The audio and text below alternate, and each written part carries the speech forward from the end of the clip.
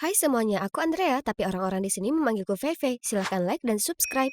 Hidupku ekstra spesial karena aku punya dua negara asal. Meskipun aku lahir di Cina, pada perjalanan kami ke Amerika saat umurku 7, aku tersesat dari keluargaku. Awalnya aku sangat ketakutan dan kesepian, tapi semakin lama waktu yang kuhabiskan di panti, aku pun menjadi semakin kuat dan mandiri. Sepertinya tempat ini dipenuhi kenangan masa kanak-kanakku yang terbaik.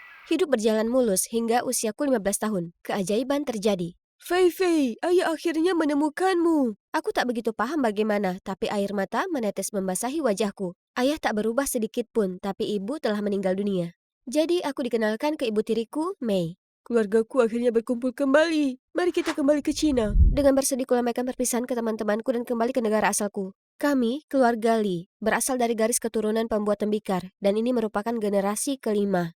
Ayah berkata kalau sebelum kakek nenek menghembuskan napas terakhir mereka, keinginan terakhir mereka yaitu melestarikan kerajinan keluarga. Dan sebagai satu-satunya cucu di keluarga, aku mengemban tanggung jawab mulia mewarisi toko tembikar ini. Ayah percaya padamu, buatlah kami bangga. Sementara aku masih memproses semuanya, orang tuaku sudah menyeretku ke rumah kerabatku untuk bertegur sapa. Pasti ada 20 orang di sini dan aku harus mengingat semua nama mereka. Kakek Zu, Nenek Lian, Paman Tong, dan Bibi Hua. Untungnya, aku masih ingat beberapa frase sederhana dari masa kecilku dan menyapa mereka dengan bahasa Cina yang tak sempurna. Kemudian, kudengar mereka membicarakan perampokan di rumahku beberapa hari yang lalu. Ayah mendapat pesanan memoles 12 vas dari dinasti Ming. Tapi vas tersebut mendadak hilang.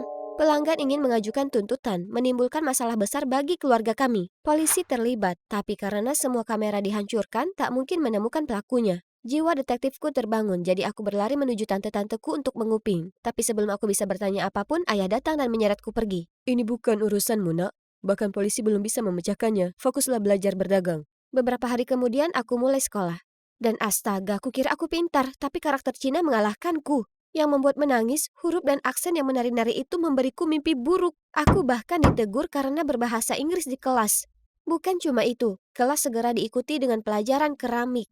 Menyaksikan tutorial keramik memang menyenangkan, tapi mempraktekkan jadi tamparan keras realita. Semakin aku berlatih melempar tanah liat, semakin banyak bentuk aneh yang kubuat. Dan ada tanah liat di seluruh wajah dan kemejaku. Cerobohnya aku. Frustrasi dengan marah kulempar sepotong tanah liat ke seberang ruangan. Lalu melihat ayah melotot padaku dengan wajah suram. Fei, kemari saja, dia tak mungkin belajar secepat itu, berikan dia waktu. Tapi ayah dengan dingin menyeretku ke galeri keramik. Kerajinan tembikar adalah tentang menuangkan jiwa ke dalam tanah liat yang tak bernyawa.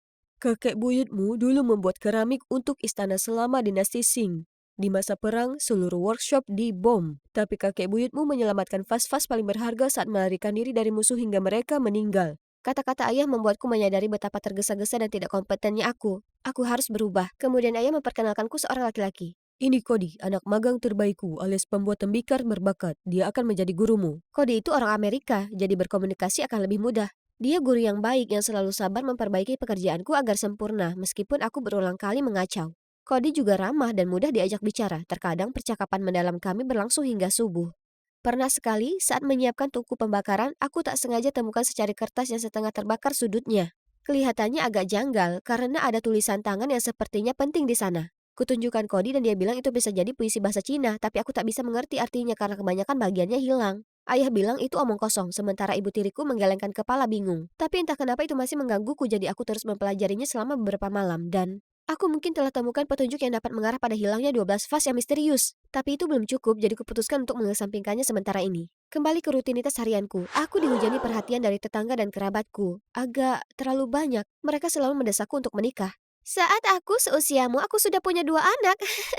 Tapi aku bahkan belum berusia 18 tahun. Parahnya, mereka bahkan mengirim beberapa pelamar ke rumahku. Kubawakan hadiah pertemuan pertama kita. Ayam ini bertelur banyak. Jika kau menikah denganku, hidupmu akan penuh dengan bunga mawar. Aku hanya punya satu permintaan kecil. Keluargaku ingin banyak anak. Jadi kita harus punya 5 anak laki-laki, 3 anak perempuan, dan sepasang anak kembar. Mereka membuatku pusing, jadi aku menyelinap dari pintu belakang untuk menghindari menemui orang sinting lainnya. Wah, matahari terbenam di pedesaan tampak begitu damai. Ah! Wah, tak menyangka suara sekuat itu dari tubuh yang mungil. Menyeramkan sekali. Aku berbalik untuk pergi, tapi tiba-tiba cowok itu meraih kuncirku dan menarik ikat rambutku. Aku hendak memberi cowok sial ini pelajaran, tapi entah dia bisa menghindari setiap pukulan. Diamlah supaya aku bisa memukulmu. Beri aku ciuman, maka akan kukembalikan itu. Kau bermimpi, dasar psikopat. Tapi entah bagaimana sekarang aku dan si psikopat ini jadi berteman. Dan kami bahkan kian dekat setelah saling bertemu setiap hari di sekolah. Kusadari Kai tidak semenyebalkan yang kukira dan bahkan jadi simpati padanya saat aku tahu kalau dia juga kehilangan ibunya saat dia kecil. Saat ayahnya sibuk menjalankan usahanya, Kai selalu tak gembira dan kesepian. Sekarang karena dia sudah kutemani, dia menghiburku kapanpun aku sedih dan frustrasi karena tak makin jago dalam kerajinan tembikar. Tapi, Cody sepertinya tak terlalu senang dengan ini. Dia muncul entah dari mana dan menyeretku pergi. Faye, cowok itu playboy terkenal, jauh-jauh darinya. Dia terlihat seperti cowok biasa saja bagiku. Oke, ku beritahu kau kebenaran. Cowok itu berasal dari keluarga Wen, musuh bebuyutan kita. Jika ayahmu tahu, kau akan tamat. Aku agak khawatir, tapi hidup bukanlah drama pembalasan. Tak ada yang bisa menghentikanku dari menemui seseorang karena perseteruan keluarga. Tetap saja kurasa aku sebaiknya berhati-hati. Hei, apa yang kau sembunyikan? Faye suka jiwa yang bebas. Cowok membosankan yang cuma main tanah liat sepanjang hari? Tak mungkin. Ya, kurasa cewek lugu seperti Faye butuh cowok yang kalem, dewasa, dan tenang. Bukan anak laki-laki kaya manja yang berjiwa bebas yang hanya tahu caranya menghabiskan uang orang tuanya. Setiap kali ini terjadi, aku harus melemparkan diri ke tengah-tengah dan memisahkan mereka. Suatu hari ibu tiriku memergokiku pulang ke rumah setelah pergi dengan Kai. Aku panik dan tak tahu bagaimana harus menjelaskan, tapi jangan khawatir, rahasiamu aman denganku, kau sudah cukup tertekan. Kemudian dia memanggilku untuk ngobrol serius. Dia minta maaf karena tak memberiku cukup perhatian dan dengan ramah bertanya apa aku mengalami kesulitan sejak kembali pulang. Sebenarnya aku suka kerajinan tembikar, tapi aku tak kunjung berkembang tak peduli seberapa keras aku berusaha. Tanggung jawab di pundakku terlalu besar hingga membuatku putus asa. Aku berusaha tetap tersenyum, tapi ada kalanya di mana aku merasa sesak. Jangan berlebihan menekan dirimu. Jika terlalu berat, beristirahatlah dan kembali ke Amerika untuk sementara waktu. Pikiran sehat yang utama dan terpenting. Wah, aku sangat beruntung punya ibu tiri yang pengertian. Segera saat dia pergi, Cody keluar. Aku tak tahu kalau kau begitu tertekan. Jangan khawatir, ada banyak cara untuk membantu keluargamu selain membuat tembikar yang baik. Kau cerdas, aku tahu kau bisa melakukannya. Jadi, aku mulai berlatih melakukan berbagai trik dengan vas keramik. Kemudian menyiapkan akun TikTok untuk mengunggah video penampilanku. Video itu jadi viral hanya dalam beberapa minggu, mengumpulkan jutaan tayangan dan mendorong toko tembikar ini jadi terkenal. Dan dengan itu, jumlah pemesanan meningkat dengan pesat. Kompetisi tembikar nasional telah tiba. Ayah dengan bersemangat mengumumkan bahwa itu peluang besar bagi keluarga kami. Tim inti kami bekerja siang malam untuk menciptakan desain unik yang akan berkesan. Hari besar itu akhirnya tiba, dan aku diberi tugas membawa vas ke area pameran. Aku sangat bersemangat berada di sana, tapi ada orang asing yang tiba-tiba menabrakku, membuatku kaget selama beberapa saat. Oh ya Tuhan, vas itu! Panik, segera kuperiksa dan untungnya itu tidak apa. Phew, itu nyaris saja. Kompetisi akhirnya dimulai. Aku memeriksa pajangan yang lainnya. Mereka semua terlihat indah. Tapi milik keluarga Wen benar-benar mengejutkanku. Vas itu persis seperti milik kami. Aku langsung ke sana menemui mereka. Ini jelas desain milik keluargaku. Kalian pencuri tak tahu malu. Jaga mulutmu gadis kecil. Dan kau jagalah anak perempuanmu. Jangan biarkan dia membuat malu nama keluargamu. Jangan beritahu aku cara membesarkan anakku. Dan vas itu pencurinya akan segera terungkap. Ayo Faye. Aku tahu desain bisa ditiru, tapi tidak untuk bahannya. Bahannya terbuat dengan teknik rahasia keluarga kami. Kami punya zat khusus yang membuat keramik lebih kuat. Sekarang kita hanya perlu sedikit keberuntungan. Tuan dan Nyonya, pemenang yang membuat kami terkesan dengan desainnya yang unik dan berkualitas luar biasa. Hadiah pertama jatuh kepada keluarga Wen. Namun, kami juga menemukan produk tim yang dibuat dengan bahan di bawah standar dan tidak sesuai dengan spesifikasi. Para juri juga mencurigai itu menjiplak desain milik keluarga Wen. Kami tak bisa terima sikap tak hormat pada kerajinan. Keluarga Lee, kalian didiskualifikasi dari kompetisi ini. Sebelum kami bisa bangkit dari rasa terkejut ini, berita itu sudah menyebar seperti api liar. Kai berusaha menjelaskan kalau dia tak ada hubungannya dengan ini, tapi aku tak ingin berurusan apapun dengannya lagi. Keluarga Wen pasti sudah menjiplak vas kami dan menukarnya dengan milik kami. Tapi kapan? Vas itu bersamaku selama ini. Itu hanya mungkin jika bisnis kami mengalami kemerosotan. Pesanan dibatalkan, kebanyakan staf berhenti, dan parahnya lagi, semua orang di sini mencurigai aku menukar vas itu karena sebagian dari mereka melihatku bersama Kai. Ayah tak menerima berita itu dengan baik. Ia mengalami stroke dan segera dibawa ke rumah sakit. Tidak, aku harus temukan kebenarannya tak peduli apapun. Hanya ada 3 orang yang tahu desain itu. Ayah, Cody, dan aku. Benar, Cody pasti tahu apa yang harus dilakukan sekarang. Sayangnya dia sedang cuti untuk merawat ibunya yang sakit. Jadi kuputuskan mendatanginya, dia sedang keluar belanja, jadi ibunya yang menyambutku. Terima kasih memberikan putraku kesempatan dan membayarnya dengan baik sekali. Tanpa uang itu aku mungkin tak berada di sini lagi. Uang? Uang apa? Anakku habiskan malam tanpa istirahat selama berbulan-bulan untuk selesaikan vas Anda. Bukankah karena itu Anda membayarnya begitu pantas?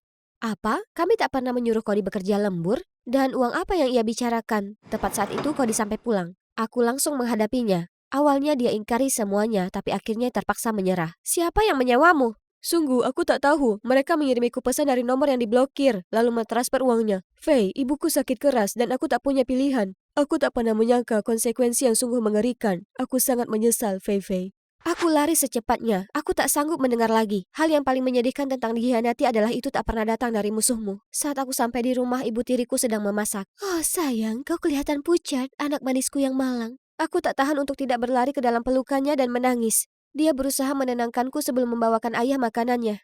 Aku tahu aku tak bisa bersikap lemah lagi. Aku akan cari tahu siapa dalang di balik semua ini, apapun yang terjadi. Aku menggeledah workshop sampai larut malam, tapi tak temukan apapun. Kelelahan, aku duduk di dekat gerbang untuk mencari udara segar dan tiba-tiba melihat sesuatu di semak-semak. Sebuah amplop. Terlihat mencurigakan. Untuk tidak meninggalkan jejak, kubuka dengan uap daripada merobeknya.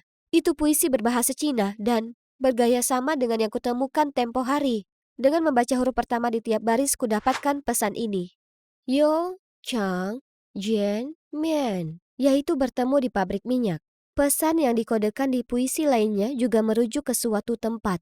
Ini pasti pertemuan tak biasa sampai titik pertemuannya ditulis dalam kode seperti itu. Dengan cepat ku kembalikan surat itu dan mencari satu-satunya pabrik minyak di kota. Lalu mengikuti alamat itu ke suatu pabrik yang terbengkalai. Aku langsung lari masuk ke dalam tapi tempatnya benar-benar kosong. Apa aku salah?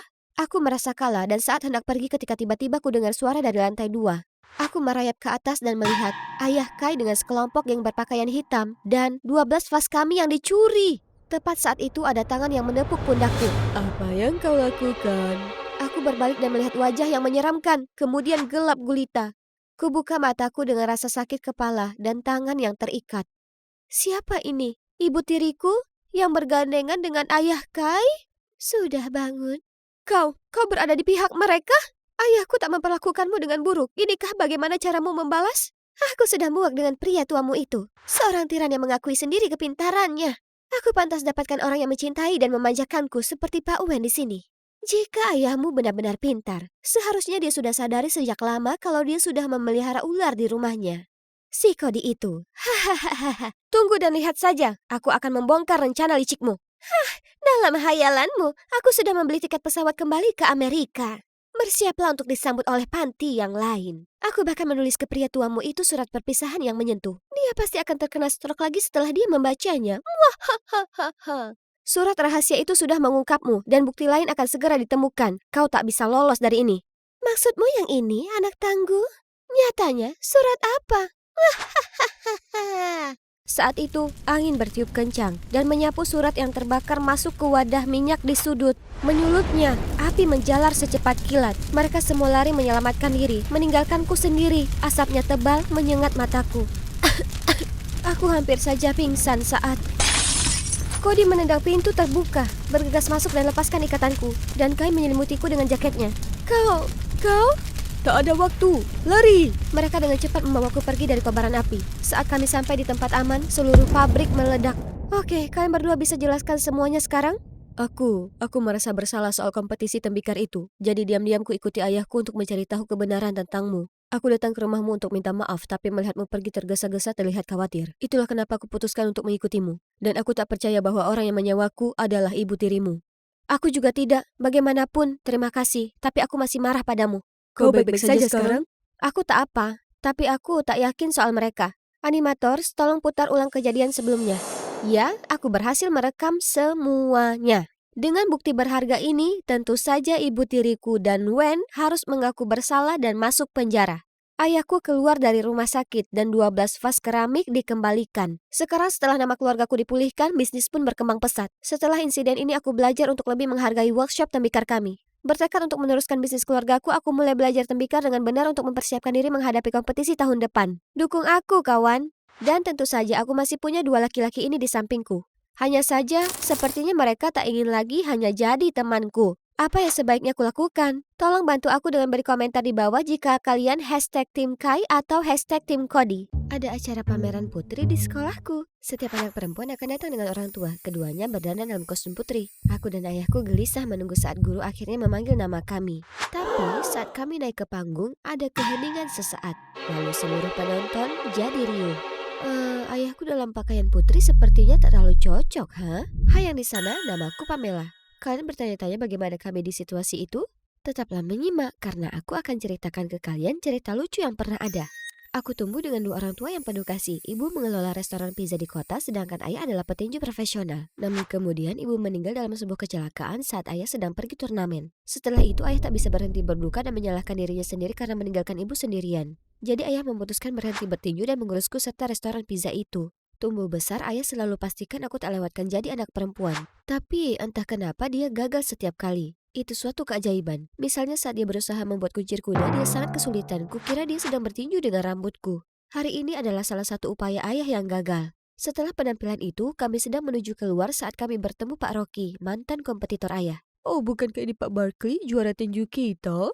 Hai Rocky, kami tak percaya saat kau meninggalkan ring. Kau ini legenda, Barkley. Tapi kurasa keluarga yang utama ya kan? Pernah jadi petinju terkenal, sekarang ayah yang menjadi putri? Hahaha. Oh, ngomong-ngomong, ini putraku. Dia akan mengikuti jejakku. Darah pejuang mengalir dalam keluarga, kau tahu? Kuharap tak mengalir di keluarga menjadi bajingan sepertimu. Saat kami tiba di rumah, kulihat ayah merenung. Mungkin memikirkan pertemuan dengan Rocky, jadi aku bohong padanya. Ayah, aku tahu ayah sudah melakukan ini untukku, tapi semua hal feminin ini toh tak cocok untukku. Sebaliknya, bisakah kau mengajariku bertinju? Aku ingin menjadi petinju sepertimu. Jujur pada Tuhan, aku masih suka sekali menjadi feminin dan lainnya, tapi hanya dengan melihat seberapa senang ayah, aku tahu aku sudah membuat keputusan yang tepat. Sejak saat itu aku tumbuh membantu ayah menjalankan restoran pizza dan belajar tinju dengannya. Akhirnya, ayah mendapat lebih banyak murid. Carson adalah yang terlama dan favorit ayah. Dia juga tinggal dengan kami dan membantu restoran. Bisnis segera meningkat berkat saudara bertinjuku. Para pelanggan, terutama yang perempuan, menyukainya. Segera kami jadi restoran pizza terkeren di kota. Suatu kali saat menjalankan tugas untuk restoran, kami mendengar seorang wanita tua meneriaki seseorang. Kau mencuri kukisku, anak muda? Tapi anak laki-laki itu hanya berjalan pergi meninggalkan wanita putus asa itu di belakangnya. Beraninya dia. Aku langsung menerjangnya dan menjatuhkannya ke tanah. Apa kau tak dengar kau pencuri? Kembalikan kukisnya sekarang. Hei, hentikan. Ini salah paham. Aku sudah lihat dia meletakkan kukis itu ke dalam tasnya. Wanita tua itu segera memeriksa tasnya dan kukisnya memang ada di dalam. Dengan canggung kulepaskan anak laki-laki itu dan saat dia berbalik, aku terkejut. Dia terlihat seperti malaikat yang berjalan di bumi. Bahkan dengan wajah kesal yang dia tunjukkan padaku. Apa ini adalah cinta pada pandangan pertama? Di perjalanan pulang, aku tak bisa berhenti menghayalkan dirinya. Saat tiba-tiba ku dengar ada truk pindah parkir di bangunan sebelah. Dan tepat di sana ada dia. Dia sangat berkeringat, kemudian tiba-tiba melepas kemejanya memperlihatkan badannya yang six-pack. Wah, ini hari keberuntunganku. Kemudian aku bertanya sekeliling dan tahu namanya adalah Denzel dan dia baru saja pindah ke sini dengan ibunya, Michelle. Sejak saat itu, aku tak bisa fokus dengan yang lain. Karena Denzel si cowok tampan dan perutnya yang memukau terus berlarian dalam kepalaku. Hei, ada apa?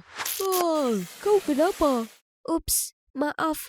Hanya saja, kurasa aku naksir berat pada tetangga baru kita, Denzel. Apa? Sungguhan? Ya, tapi aku tak tahu harus berbuat apa. Ada masukan? Aku punya banyak, tapi... Oh, ayolah, aku akan lakukan apa saja, kumohon. Oke. Sekarang dengarkan baik-baik. Menurut Carson, cara terbaik untuk menunjukkan pesonaku adalah dengan memamerkan ototku. Jadi ku pasang samsak tinju baru ini tepat di depan rumah, menunggunya untuk muncul dan mengerahkan segenap tenagaku untuk meninju benda itu. Tapi Denzel sangat tak terkesan. Dengan dingin dia hanya melempar sampah, kemudian membanting pintu. Kemudian kutunggu hingga Denzel muncul di jendelanya, kemudian mulai mengangkat bangkuku ke atas dengan satu tangan untuk membuatnya terkesan. Yoga sore. Dia melihatku seolah aku ini badut sirkus dan menutup gorden. Dengan kecewa keesokan harinya aku pergi bicara dengan Carson. Tak ada satupun yang aku coba berhasil, dia tak peduli. Kau yakin itu berhasil tiap kali aku berusaha mendapatkan cewek? Tapi aku ini cewek. Kau ini main-main denganku ya? Kena kau. Tapi apa sih yang menarik sekali dari dia? Kau bisa bersamaku saja. Aku bisa memperlakukanmu dengan baik, Pam. Kau cuma seperti saudara bagiku, Carson. Terima kasih atas bantuanmu. Salah sekali mengandalkannya. Tapi bukan itu saja. Aku sudah lihat Carson dan gengnya menyudutkan Denzel. Aku langsung berlari untuk melindunginya. Tenang, kita tak lakukan apapun. Hanya saja Denzel ingin tas ini untuk ibunya, tapi aku ingin ini untukmu. Bagaimana kalau bertarung untuk menyelesaikan ini? Siapapun yang menang mendapatkannya. Adil, ya kan? Aku sudah mendapatkannya, jadi aku tak punya alasan berkelahi. Tapi jika kau memaksa, kau bisa ambil itu. Berhenti berpura-pura jadi sok baik. Bilang saja kau takut, pengecut. Aku tak suka berkelahi. Lalu dengan tenang dia berjalan pergi. Aku menyusulnya di tikungan. Hei, jangan khawatir, aku melindungimu. Carson tak akan bisa menyentuhmu. Tak perlu. Kau pikir aku tak bisa melindungimu? Aku juga petinju sepertimu, kau tahu? Ha. Kau tahu apa yang paling kubenci di dunia ini? Petinju. Dan by the way, bisa kau pindahkan samsakmu ke tempat lain? Itu membuatku frustasi tiap kali melihatnya. Jadi semua upayaku untuk memikatnya sia-sia? Lagi pula apa yang dia benci dari tinju? Beberapa hari kemudian aku sampai di rumah dari sekolah dan melihat yang sepertinya adalah pertengkaran sengit antara ayah dan ibu Denzel, Michelle. Aku datang untuk bertanya apa yang terjadi dan ternyata Michelle baru saja membuka restoran pizza baru dekat dengan milik keluargaku. Sekarang secara resmi dia menyaingi kami. Aku kehilangan pekerjaan di kota dan membuat pizza adalah satu-satunya pekerjaan yang pernah aku lakukan. Tapi kenapa di kota ini? Kenapa sangat dekat dengan restoran kami? Kami sebenarnya mewarisi tanah dari nenek Denzel. Dan aku tak sanggup pindah ke tempat lain lagi. Tapi percayalah padaku, aku tak bermaksud untuk bersaing dengan ayahmu. Begitu. Kenapa kau tak mampir makan cookies? Denzel bilang kau ada di kelas yang sama dengannya ya kan? Denzel menyebutku? Rasanya jelas canggung bersama Michelle. Tapi kalau aku bisa dekat lagi dengan Denzel, kenapa tidak? Setelah berada di dalam, aku langsung terkesan dengan rumah yang diurus oleh tangan seorang wanita. Tempatnya kecil tapi terasa sangat nyaman. Semua sangat teratur.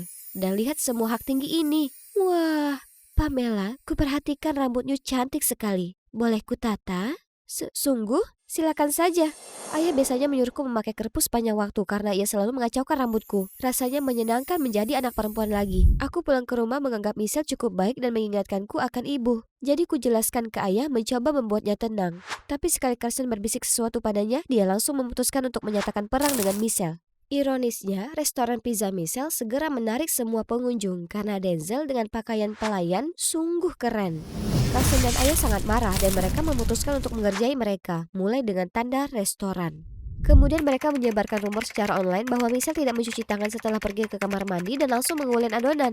Carson pun berencana dengan ayah menyelinapkan tikus ke restoran Michelle untuk menakuti para pelanggan pergi. Tapi ku beritahu dia tepat waktu, jadi dia berhasil menghindari masalah. Sementara semakin lama aku bergaul dengan Michelle, kami semakin dekat. Kami belanja bersama, menyajikan kembali semua makanan favoritku yang biasa dibuat ibu. Dan dia bahkan mengajariku makeup. Pamela sangat cantik, ya kan Denzel? Apa aku berhalusinasi atau aku melihatnya baru saja tersipu? Suatu hari aku datang ke restoran Michelle setelah kelas, tapi tempatnya tak sesibuk biasanya. Dan Michelle terlihat sangat tertekan. Seseorang berpura-pura jadi aku dan posting review jahat online di restoran ayahmu. Dan orang-orang kota mengira itu aku. Mereka memutuskan memboikotku dan melaporkanku karena melakukan praktek bisnis tak sehat. Tapi aku bersumpah aku tak ada hubungannya. Merasa tak enak, aku berlari ke rumah menemui ayah. Tapi saat aku tiba, kulihat sekelebat sosok berpakaian hitam lari kabur dari Carson dan ayah. Kau pencuri, berhenti di sana. Tiba-tiba Denzel muncul di tempat pencuri itu menuju. Dia langsung menyandera Denzel. Jatuhkan dia. Tapi Denzel hanya berdiri di sana terpaku. Tepat di saat itu ada motor segera menghampiri. Pencuri itu segera mendorong Denzel menjauh, lompat ke sepeda motor kemudian kabur. Aku segera memeriksa Denzel tapi sepertinya dia terganggu lalu pergi. Kita bisa saja menangkap pencuri itu, dasar pengecut. Denzel terdiam mendengar kata-kata itu, kemudian membiarkannya dan berjalan pergi. Kemudian aku lega mengetahui kalau pencuri itu tak mencuri apapun dari rumah kami. Tapi Carson mulai bicara buruk soal Denzel lagi. Pak Barkley, kurasa Denzel dalang di balik pencuri itu. Mungkin itulah kenapa dia membiarkannya pergi. Hentikan! Kenapa kau harus menjadi begitu curiga dan membenci? Oh ya? Bagaimana denganmu? Bersenang-senang mengadukan rencana kita ke Michelle? Apa? Kau beritahukan mereka rencana kita? Kulakukan? Memangnya kenapa? Sejak kapan ayah jadi sangat picik ya? Dan semua keributan ulasan palsu itu? Ayah yang pura-pura jadi Michelle dan memberi ulasan jelek restoran kita supaya dia diboikot, ya kan? Ayah tak berkata apapun saat Carson angkat bicara. Kau punya bukti? Sudah kukira, sementara kau bergaul dengan para pecundang itu, aku dan Pak Barkley mengorek informasi. Dan menemukan kalau Denzel adalah putra Rocky, musuh bebuyutannya. Tak menyangka putra dari petinju bisa jadi pengecut. Berhenti memanggilnya pengecut. Itu sudah cukup. Pamela, kau hanya punya satu pilihan. Berhenti bergaul dengan Michelle dan anak pengecut itu. Aku tak akan pernah menerima laki-laki seperti itu. Terlalu frustrasi, aku hanya bergegas keluar dari sana dan langsung menuju tempat Michelle. Aku lalu curhat semua padanya. Dan dia mengajakku menginap hingga ayah meredah. Memikirkan apa yang dikatakan Carson sebelumnya, aku bertanya. Jadi, apakah ayah Denzel Pak Rocky, si petinju? Ya, dia. Tapi kami cerai sudah lama sekali. Sejak itu Denzel tinggal bersamaku. Tiba-tiba terasa canggung dan berat. Denzel hanya berdiri lalu pergi. Hanya saja Denzel tak suka membicarakan ayahnya. Oh iya, aku akan beristirahat. Anggap saja seperti rumah sendiri, oke? Aku kemudian menyusul Denzel saat dia tiba-tiba bicara. Kau tahu kenapa aku tak balas melawan?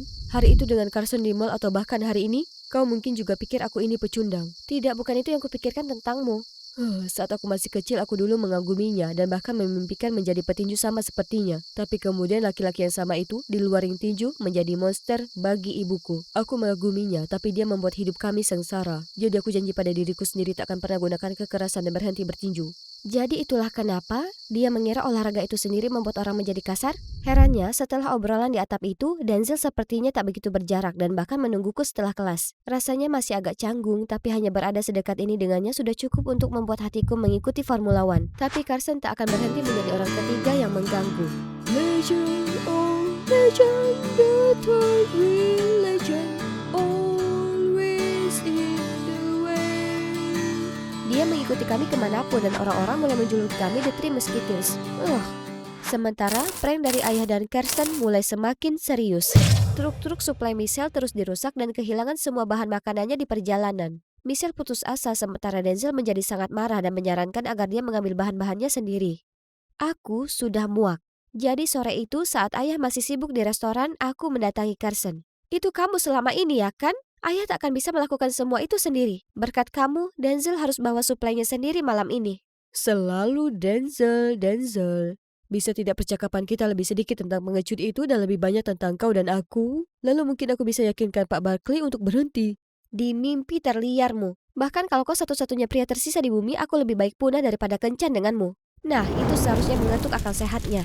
Tapi kemudian di hari itu aku mendapat pesan dari Carson. Kalau kau ingin tahu siapa yang bertanggung jawab atas sabotasi itu, ikut ke pembuangan sampah. Oh, ngomong-ngomong, Denzel juga akan lewat kan? Mengantar bahan-bahannya dan lainnya.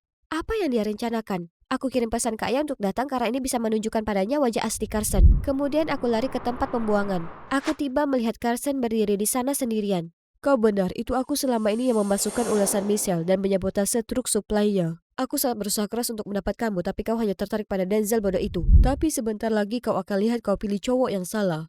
Apa yang kau lakukan?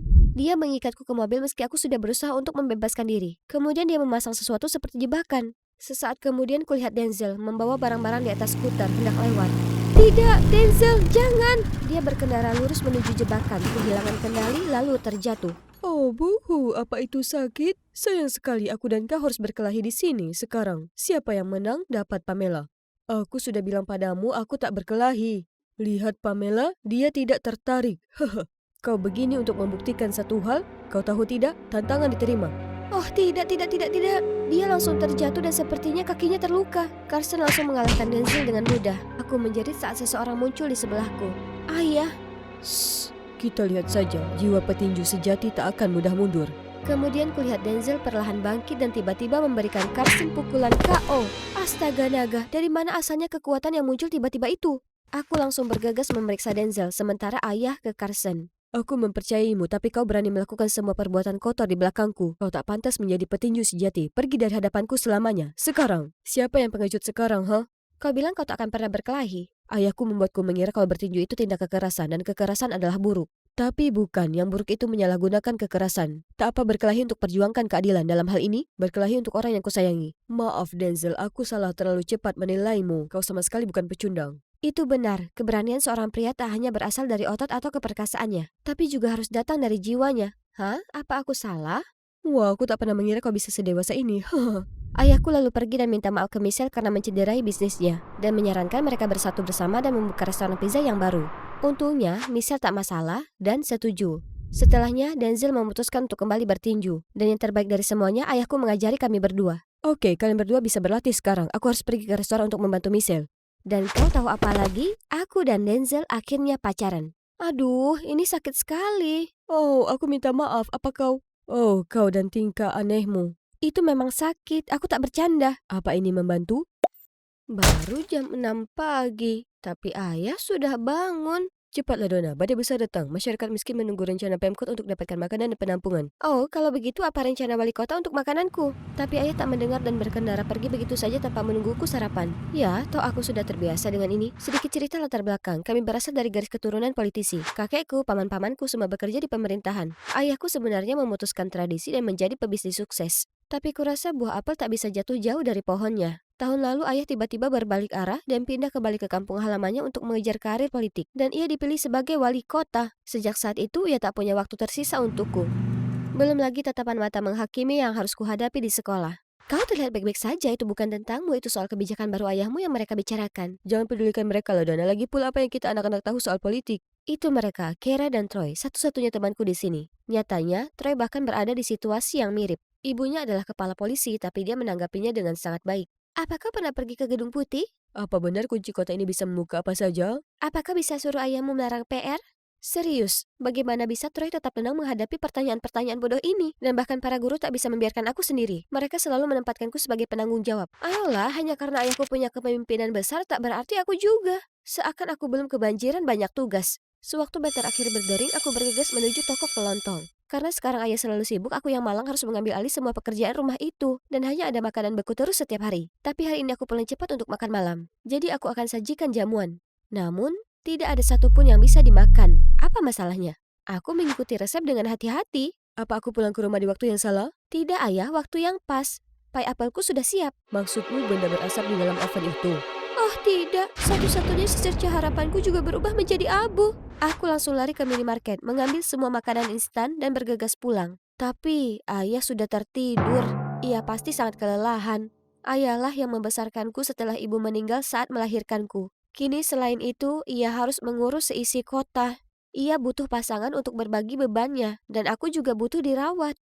Mari kita lihat, mengenal seseorang yang baru dengan jadwal sibuk ayah akan jadi hal yang mustahil. Jadi, mungkin dengan menghubungkan ayah dengan mantan-mantannya? Dari tanteku, aku tahu ayah punya 2 mantan. Nomor 1 yaitu Jet, teman sekelasnya yang masih lajang. Nomor 2 adalah Alpha, tak ada informasi lebih lanjut. Kalau begitu, mari kita mulai dengan Jet. Besoknya, aku langsung beritahu Troy dan Kera rencana besarku. Jet, tanteku itu? Tak mungkin. Ini takdir. Tiba-tiba, satu kelompok bergegas menuju kami, bergumam mengenai pamanku yang ditunjuk sementara menjadi sekretaris negara. Astaga, tenang guys, mereka terus menguntikku, membuatku sesak napas. Panik, aku lari, dan saat aku belok di tikungan, ada tangan menarikku.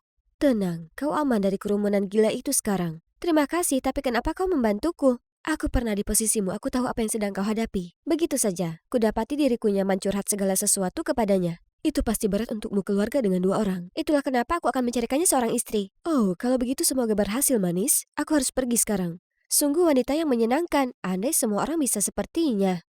Dengan bantuan Kiara menyiapkan kencan untuk ayah dan Jet mudah sekali. Kami berdua menyeret mereka ke restoran yang sama, kemudian mengisyaratkan beberapa momen perjodohan yang klise. Aku dan Kiara segera pamit dan memantau semua dari kejauhan. Mereka tampak bersenang-senang, tapi saat kami condong mendekat, hah? Inflasi? Keamanan pangan? Epidemi obesitas? Selama ini mereka membicarakan masalah politik? Ayah, itulah tepatnya kenapa kau melajang. Di perjalanan pulang aku terus menyebutkan Jet. Tapi ayah acuh tak acuh dan mengubah topik pembicaraan ke rapatnya. Satu rapat lagi dalam 30 menit. Aku harus tinggal di rumah sendiri malam ini. Saat dia mengantarku pulang, dia menambahkan, Carilah pacar sendiri terlebih dahulu sebelum mencoba menjodohkanku. menyebalkan. Aku kemudian menelpon Kiara untuk memberitahunya kalau rencana perjodohan kita telah gagal, tapi butuh waktu baginya menerima. Kau terlalu mudah menyerah, apa karena kau tak suka tanteku? Bukan Kiara, itu karena aku kenal ayahku, dan jika dia berkata tidak, ya tidak. Oke, sekarang rencana B, Alpha. Aku menggali pencarian dan menemukan lingkungan tempat di mana dia tinggal. Aku akan pergi ke sana besok. Jadi disinilah aku sekarang, benar-benar tersesat. Kecuali, bukankah itu wanita yang membantuku di sekolah? Aku segera mendekat dan berterima kasih padanya untuk tempo hari, tapi dia sepertinya agak tidak senang. Setelah membujuk lama, dia akhirnya memberitahuku penyebab kesedihannya. Kisah cinta yang tragis. Keluarganya semua politisi, jadi mereka tak bisa terima orang biasa sepertiku. Aku turut sedih, tapi aku yakin kau bisa temukan yang lebih baik. Dia menggelengkan kepala, mengatakan kalau dia baru saja kembali ke kota dan masih lajang. Hal itu membuatnya mengenang masa lalu yang indah, tapi sayangnya dia bertemu dengan orang lain. Tunggu dulu, apa itu foto kalian berdua? Boleh kulihat? Ditunjukkannya padaku, persis seperti dugaanku. Itu ayahku. Jadi, kau Alpha? Ya, tapi bagaimana kau tahu? Karena kau mantan ayahku, persis yang sedang kucari. Aku memekik gembira, tapi anehnya dia menangis lebih keras. Kemudian memelukku. Jika itu ayahmu, maka Ladonna, aku tak hanya mantan pacarnya, aku ini ibumu. Tunggu, apalagi sekarang? Jadi, mereka saling mencintai meskipun keluarga ayah tak setuju. Tapi saat aku dilahirkan, mereka bahkan lebih marah lagi dan mendepaknya. Tapi selama ini, kukira ibuku yang malang tak lagi ada di dunia ini. Reuni kami terputus oleh telepon dari ayah. Aku ingin tanya padanya semua segera, tapi ibu beri sinyal untuk tak melakukannya. Sayang, jangan bilang Robert dulu. Tentu saja aku menantikan reuni keluarga kita. Tapi aku belum siap bertemu dengannya dan mungkin begitu juga dia. Akan canggung untuknya dan wanita yang dia temui. Jangan khawatir, Bu. Tak ada apa-apa di antara mereka. Satu-satunya wanita untuknya adalah ibu. Ada ibu di sampingku membuat hidupku lebih baik. Dia wanita pebisnis sukses tapi masih mengesampingkan pekerjaan untuk menghabiskan waktu bersamaku. Kami pergi piknik, belanja, dan nonton film bersama. Dan masakannya adalah yang terbaik. Kulahap iga bakar itu dalam sekejap. Itu ribuan kali lebih enak daripada makanan beku. Saat berada di dekatnya, aku bisa jadi diri sendiri tanpa khawatir pandangan publik. Kuharap aku bisa bolos setiap hari untuk tetap berada di rumah dengan ibu seperti ini. Tapi tak semudah itu. Di sekolah, dengan bersemangat kuceritakan ke Keira dan Troy tentang tamasyaku yang menyenangkan dengan ibu. Tapi mereka terlihat agak tak tertarik. Biarlah, ibu akan menjemputku nanti dan kami akan bersenang-senang. Tiba-tiba pembicaraan yang ramai dari meja lain membuyarkan lamunanku. Kucingku makan lebih cepat darinya. Memang putri kita yang anggun. Guys, jangan terkecoh. Dia sebenarnya anak nakal yang selalu bolos kelas. Punya ayah wali kota sangatlah beruntung. Kalau kita yang lakukan itu, kita akan langsung didepak. Para cewek jahat itu selalu punya hal buruk untuk dikatakan. Aku datangi mereka untuk menyelesaikan masalah ini sekali untuk selamanya, tapi kata-kata ayahku bergema di benakku. Ladonna, semua orang menilaiku berdasarkan perilakumu.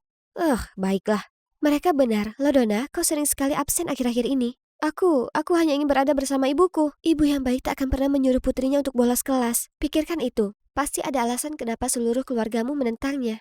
Apa yang kalian tahu? Merekalah yang jahat tanpa alasan memandang rendah padanya. Kalau begitu kenapa ayahmu tetap berhubungan dengan tanteku, tapi memutuskan hubungan dengannya? Jadi Kiara masih kesal bahwa ayahku dan tantenya tak jadi berhubungan? Betapa piciknya. Aku berjalan pergi, tapi Troy berlari mengejarku. Kiara hanya khawatir tentangmu, lagi pula kau tinggal di kota yang sama dengan ibumu sekarang. Kau akan punya banyak waktu dengannya, jadi jangan membolos lagi, oke? Ini aku sudah tandai bagian-bagian yang penting yang kami pelajari selama kau absen. Troy selalu bersikap lembut padaku. Dia benar, aku punya banyak waktu untuk ibu, tapi kami tak bisa terus sembunyi-sembunyi seperti ini. Orang tuaku sebaiknya segera berkumpul kembali. Aku ingat cerita bagaimana ayah dan ibu pertama bertemu dan aku mendapat ide. Ada hal penting apa sampai kau harus datang ke sini di cuaca begini? Aku janji untuk membantu teman. Tolong berhenti di sini dan tunggulah aku. Teman yang kubantu tak lain adalah ibu. Kemudian aku menunggu sebentar sebelum menyuruh ayah membawakanku payung karena hujan deras. Sekarang giliranmu, dapatkan dia, Bu. Dan seperti itulah, adegan romantis di beberapa tahun yang lalu diperagakan kembali tepat di depan mataku. Ibuku basah kuyup, berlari menerobos hujan dan menabrak ayahku. Ayahku menunduk untuk membantunya berdiri, menatap matanya, dan menjatuhkannya ke tanah. Aku masih kaget saat ayah segera menuju arahku dan menyeretku kembali ke mobil. Bagaimana kau kenal wanita itu? Aku bertanya ke sekitar. Hentikan saja, jangan pernah temui dia lagi, paham? Reaksinya yang ekstrim merupakan bukti kalau ibu sungguhan berarti. Mereka pasti akan kembali bersama segera karena mereka memilikiku. Ikatan spesial mereka. Malam itu aku menelpon ibu. Ibu pasti sangat sedih. Tak apa sayang, aku sudah terbiasa dengan itu. Keluarga ayahmu, biarlah. Ulang tahunmu segera tiba. Ladonna, kau ingin hadiah apa? Aku hanya ingin ibu bersamaku. Ya sayang, andai kita bisa merayakannya sebagai sebuah keluarga. Itu dia, aku bersikeras ayah mengadakan pesta ulang tahun yang meriah untukku. Kuundang semua temanku dan kenalanku. Saat pestanya dimulai, aku naik ke panggung dan berterima kasih ke semua orang karena sudah datang. Yang terakhir, terima kasih untuk orang-orang yang membawaku lahir ke dunia ini. Ayah, ibu, silakan bergabung denganku. Aku percaya kalian semua sudah kenal ayahku, tapi ibuku, Alpha Garrix. Kerumunan mulai bicara dan menunjuk. Sekarang ayah harus mengakuinya. Tolong, ini salah paham. Nona Garrick di sini hanya teman lama, dan sepertinya dia jadi akrab sekali dengan putriku, yang mana sungguh mengagumkan. Mari bersulang untuk ulang tahun putri kecil kita. Sulit dipercaya, dia berkomitmen penuh untuk mengabaikannya. Saat para tamu undangan sibuk mengobrol, ayah menarikku ke sebuah ruangan. Ayah tak berhak untuk marah di sini. Teman lama, ayah benar-benar pembohong. Alpha adalah ibuku. Bukan, dia wanita materialistis. Dengar, tak ada waktu sekarang. Kapan ayah pernah punya waktu untukku? Ayah hanya menghela nafas, minta maaf kemudian duduk untuk memberitahuku bahwa dulu saat awal dia memulai bisnisnya gagal, tapi dia tak mau minta bantuan ke keluarganya. Ibu mencacinya, mengatakan dia pecundang bodoh yang tak mau manfaatkan kekuatan keluarganya. Tak bisa mengubah pendiriannya, ibu pergi setelah aku lahir. Tidak, bukan hanya itu saja. Aku minta maaf Robert, aku seharusnya tak muncul ke sini. Ini kesalahanku. Ibu tiba-tiba pingsan. Panik, aku dan ayah membawanya ke tempat tidur. Malam itu, terus ku periksa ibu, lalu tertidur di sampingnya. Aku terbangun karena notifikasi ponselku, jadi dengan cepat aku keluar untuk memeriksa tanpa membangunkan ibu. Oh astaga, ratusan artikel mengenai ayahku muncul. Foto lamanya dengan Jet dan dengan ibuku ada di semua berita. Pers mengatakan kalau ayah serigala berbulu domba. Ayah dibombardir panggilan telepon dari lusinan saluran berita. Itu dia, hanya Alfa yang punya foto-foto ini. Ayah, dengar, bagaimana mungkin orang serapu itu bisa lakukan sesuatu? Tiba-tiba kulihat ada sosok yang berada di pintu kamar ibuku. Aku dan ayah berjinjit untuk menangkapnya. Aha, kena kau. Hah? Kiera? Kiera menyatakan kalau ibuku sangat mencurigakan, jadi dia harus mengawasinya. Aku bersumpah dia berpura-pura, ku dengar dari telepon barusan. Cukup Kiera, kau sudah kelewat batas kali ini. Aku tak mau teman yang picik, pergilah. Kiara tak mengatakan apa-apa lagi dan hanya pergi. Begitu juga ayah. Demo di jalan nomor 4 masih berlangsung? Baiklah, aku datang. Selalu kerja, kerja, kerja. Apa semua orang asing itu lebih penting baginya daripada istri dan anaknya? Hari berikutnya, Troy meminta untuk bertemu di taman untuk kabar terbaru. Jadi kucurahkan segalanya padanya. Aku tak percaya ayah menolak ibu hanya untuk menyelamatkan reputasinya begitu. Ayah tak menghasilkan uang sebanyak saat ia menjalani bisnisnya. Mengapa ia begitu yakin dengan pekerjaan ini? Aku dulu juga berpikir seperti itu tentang ibuku, tapi kemudian aku sadar kalau dia tak lakukan pekerjaannya untuk uang atau ketenaran, tapi hanya karena berkontribusi untuk masyarakat. Aku sekarang sepenuhnya mendukungnya, karena itu merupakan tujuan hidupnya, mungkin sama dengan ayahmu. Apa yang Troy katakan membekas di benakku, memang masuk akal. Jika ayah menginginkan kejayaan, ada banyak cara lain yang tidak mengharuskannya kerja keras setiap hari seperti ini. Troy selalu pengertian terhadap ibunya, sedangkan aku tak pernah kudukung ayah saat ia harus membagi waktu antara pekerjaannya dan aku. Saat aku sampai di rumah, ibu tak ada, hanya sepucuk surat di meja. Ibu mengatakan ia sakit keras dan tak punya banyak waktu. Itu kenapa ia ambil resiko untuk bersamaku. Tapi sekarang kondisi kesehatannya makin parah, ia tak ingin aku melihat kondisinya yang memprihatinkan, jadi ibu pergi. Aku langsung menelponnya. Bahaya sekali berada di lokasi konstruksi yang terbengkalai ini. Tolong jangan datang. Aku hanya perlu kau tahu aku menyayangimu, Ladonna. Aku langsung tahu di mana ia berada saat ia mengatakannya. Aku segera datang, tapi di pintu ada kru bertampang seram mendekatiku. Jangan khawatir manis, mereka teman kita. Dengarkan saja mereka. Mereka tak buang-buang waktu mengikatku lalu menelpon ayah. Segera saat ayah tiba, ibu menyudahi aktingnya. Ternyata dia berencana mendekatiku setelah tahu ayah terpilih menjadi wali kota. Keinginannya untuk kembali bersama kami hanyalah untuk memperalat ayah. Tapi tak berhasil pada ayah, jadi ia nekat bertindak sejauh ini. Tanda tangan di sini dan putri kita akan selamat. Banyak orang akan bangkrut jika itu kutanda tangani. Jangan pernah mengira kau bisa membodohiku. Kau tak peduli dengan putrimu? Atau kau masih mengadakan para polisi tak berguna itu? Nyonya, Anda meremehkan para penegak hukum kami. Itu Troy dan Kiera, diikuti oleh para polisi yang menyamar datang dari segala penjuru. Ternyata Kiera sebenarnya mendengar panggilan telepon yang dilakukan Alfa ke kaki tangannya. Dia lalu memberitahu Troy dan meminta ibunya untuk menyelidiki Alfa. Kebetulan, polisi juga sudah mengincar Alfa karena dia terlibat dalam penipuan yang membuat para penyewa terlilit hutang besar. Dia berkolusi dengan mantan wali kota dan sekarang ingin melanjutkan penipuan itu dengan ayahku. Sebelum dia dibawa pergi, Alfa masih menangis dan memohon bantuanku. Aku tak lebih dari boneka bagimu dan sekarang kau membahas soal cinta ibu? Penipu sepertimu layak untuk dibawa ke meja hukum. Setelah penangkapan Alfa, aku menangis. Dia ibuku. Itu satu-satunya kebenaran dari semua kebohongan itu. Ayah memelukku dan mengucapkan maaf atas segalanya. Ini semua salahku. Dengan bodohnya aku jatuh ke perangkapnya karena aku ingin seseorang merawat kita. Ayah minta maaf, Ladonna. Kau telah melalui banyak hal karena aku dan pekerjaanku. Tak apa ya, sekarang aku tahu betapa bermaknanya pekerjaanmu. Aku bangga menjadi putrimu. Dan kalian berdua, terima kasih. Kuputuskan untuk ikut kelas masak untuk mendukung ayahku dengan lebih baik. Dan jamuan makan ini adalah hasil kerja kerasku. Tapi bahkan sebelum ayah sempat duduk, panggilan darurat datang. Dia merasa bersalah, tapi dengan lega kukatakan, "Baik ayah, akan kusimpankan untukmu." Aku agak kecewa, tapi toh ini pekerjaannya, dan jika itu tak bisa diubah, kenapa tak belajar menikmatinya? Beberapa saat kemudian, para kuda nil lapar ini sudah datang. Tapi hei, baru saja muncul di pikiranku, bagaimana kalau ibu Troy? Ibunya juga lajang dan akan terlihat serasi dengan ayahmu ya kan? Tidak aku sudah sadar ayah sudah punya kecintaan dalam hidupnya, melayani masyarakat. Ayah sangat senang dengan pilihannya, jadi akan kubiarkan dia untuk saat ini. Itu benar, lagi pula kita tak bisa jadi keluarga. Paling tidak, belum. Aku merencanakan perampokan bank dengan orang-orang yang aku sewa secara online. Mereka mengaku mantan penjahat sehingga akan menjadi tangkapan besar. Kami identifikasi subjeknya, membaca naskahnya sekali lagi dan kemudian menuju bank. Namun sesampainya kami di sana, aku tidak bisa berbicara. Hai, namaku Jolie. Ingin tahu kok bisa aku merampok bank?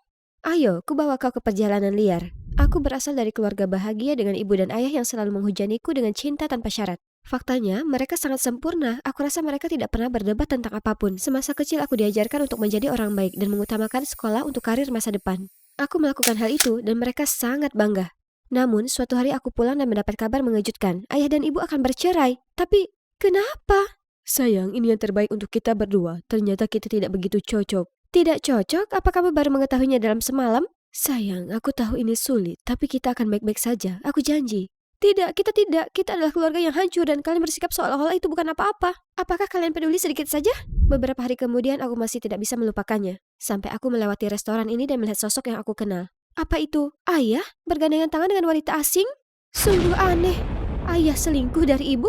Aku segera berlari pulang untuk memberitahu ibu. Tapi sesampainya di sana aku tidak tega mengungkapkannya padanya. Bu, kamu baik-baik saja? Hanya saja perceraian itu berat bagiku. Aku menghormati keputusan ayahmu, tapi ini sangat sulit bagiku. Kamu satu-satunya keluarga yang aku punya sekarang, Jolie. Tidak, dia salah. Aku tidak akan membiarkan dia menjadi mantan istri ayah yang bersedih. Aku akan mengembalikannya padanya. Begitu dia melihat bagaimana putri kesayangannya terkena dampak perceraian ini. Jadi, keesokan harinya, aku pergi ke taman dan memetik bunga di depan umum. Ya, tidak juga. Tapi itu buruk kan? Lalu aku menyeberang jalan ketika ada tanda berhenti. Tapi polisi itu bahkan tidak peduli.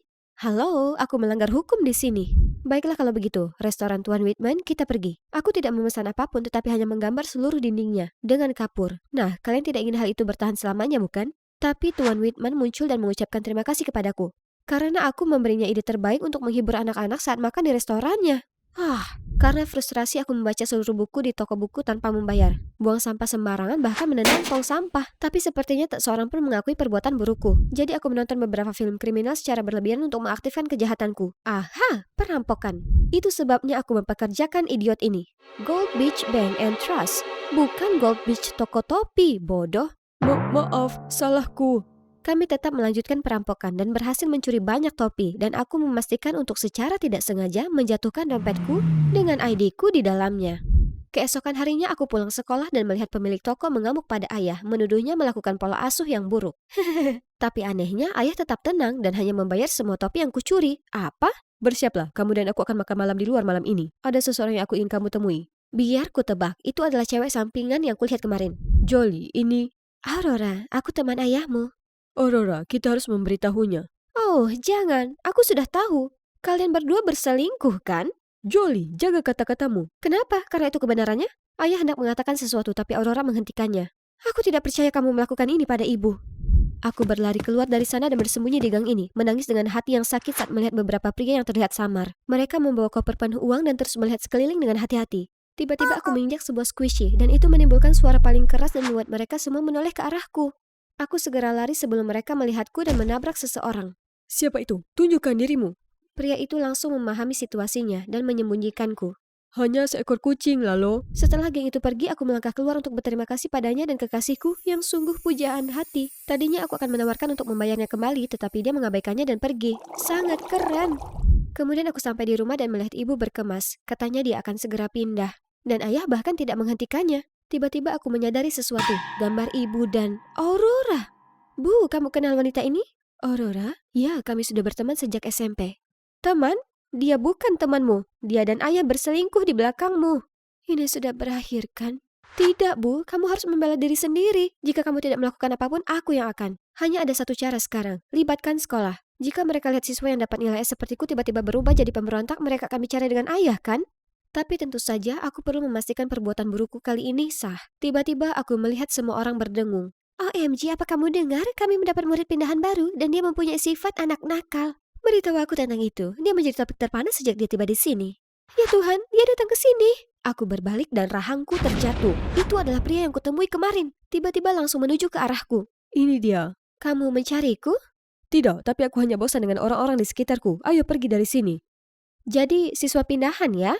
Apa yang terjadi dengan rambutmu? Kupikir aku mengubahnya sedikit loh, lebih cocok untuk sekolah. Tunggu, bukankah kamu seperti anak nakal? Kenapa kamu mengikuti aturan? Aku mendapat sedikit reputasi, tapi aku siap mengubah caraku. Tidak, orang baik finish terakhir, apa kamu tidak dengar? Itu sebabnya aku mencoba berubah juga untuk sedikit membumbuinya. Jadi, tolong ajari aku untuk menjadi anak nakal. Jika kamu sangat menginginkannya, tentu saja. Yeay, terima kasih pria cantik. Oh, badanmu bagus juga. Tyler dan aku memulai rencana pemberontakanku yang baru. Oke, tunjukkan yang kamu punya. Aku langsung mendatangi sekelompok kutu buku, membanting tanganku ke atas meja, mengambil burger seorang cowok dan mulai melahapnya. Ini kentang gorengnya. Apakah orang tuamu membuatmu kelaparan? Tidak.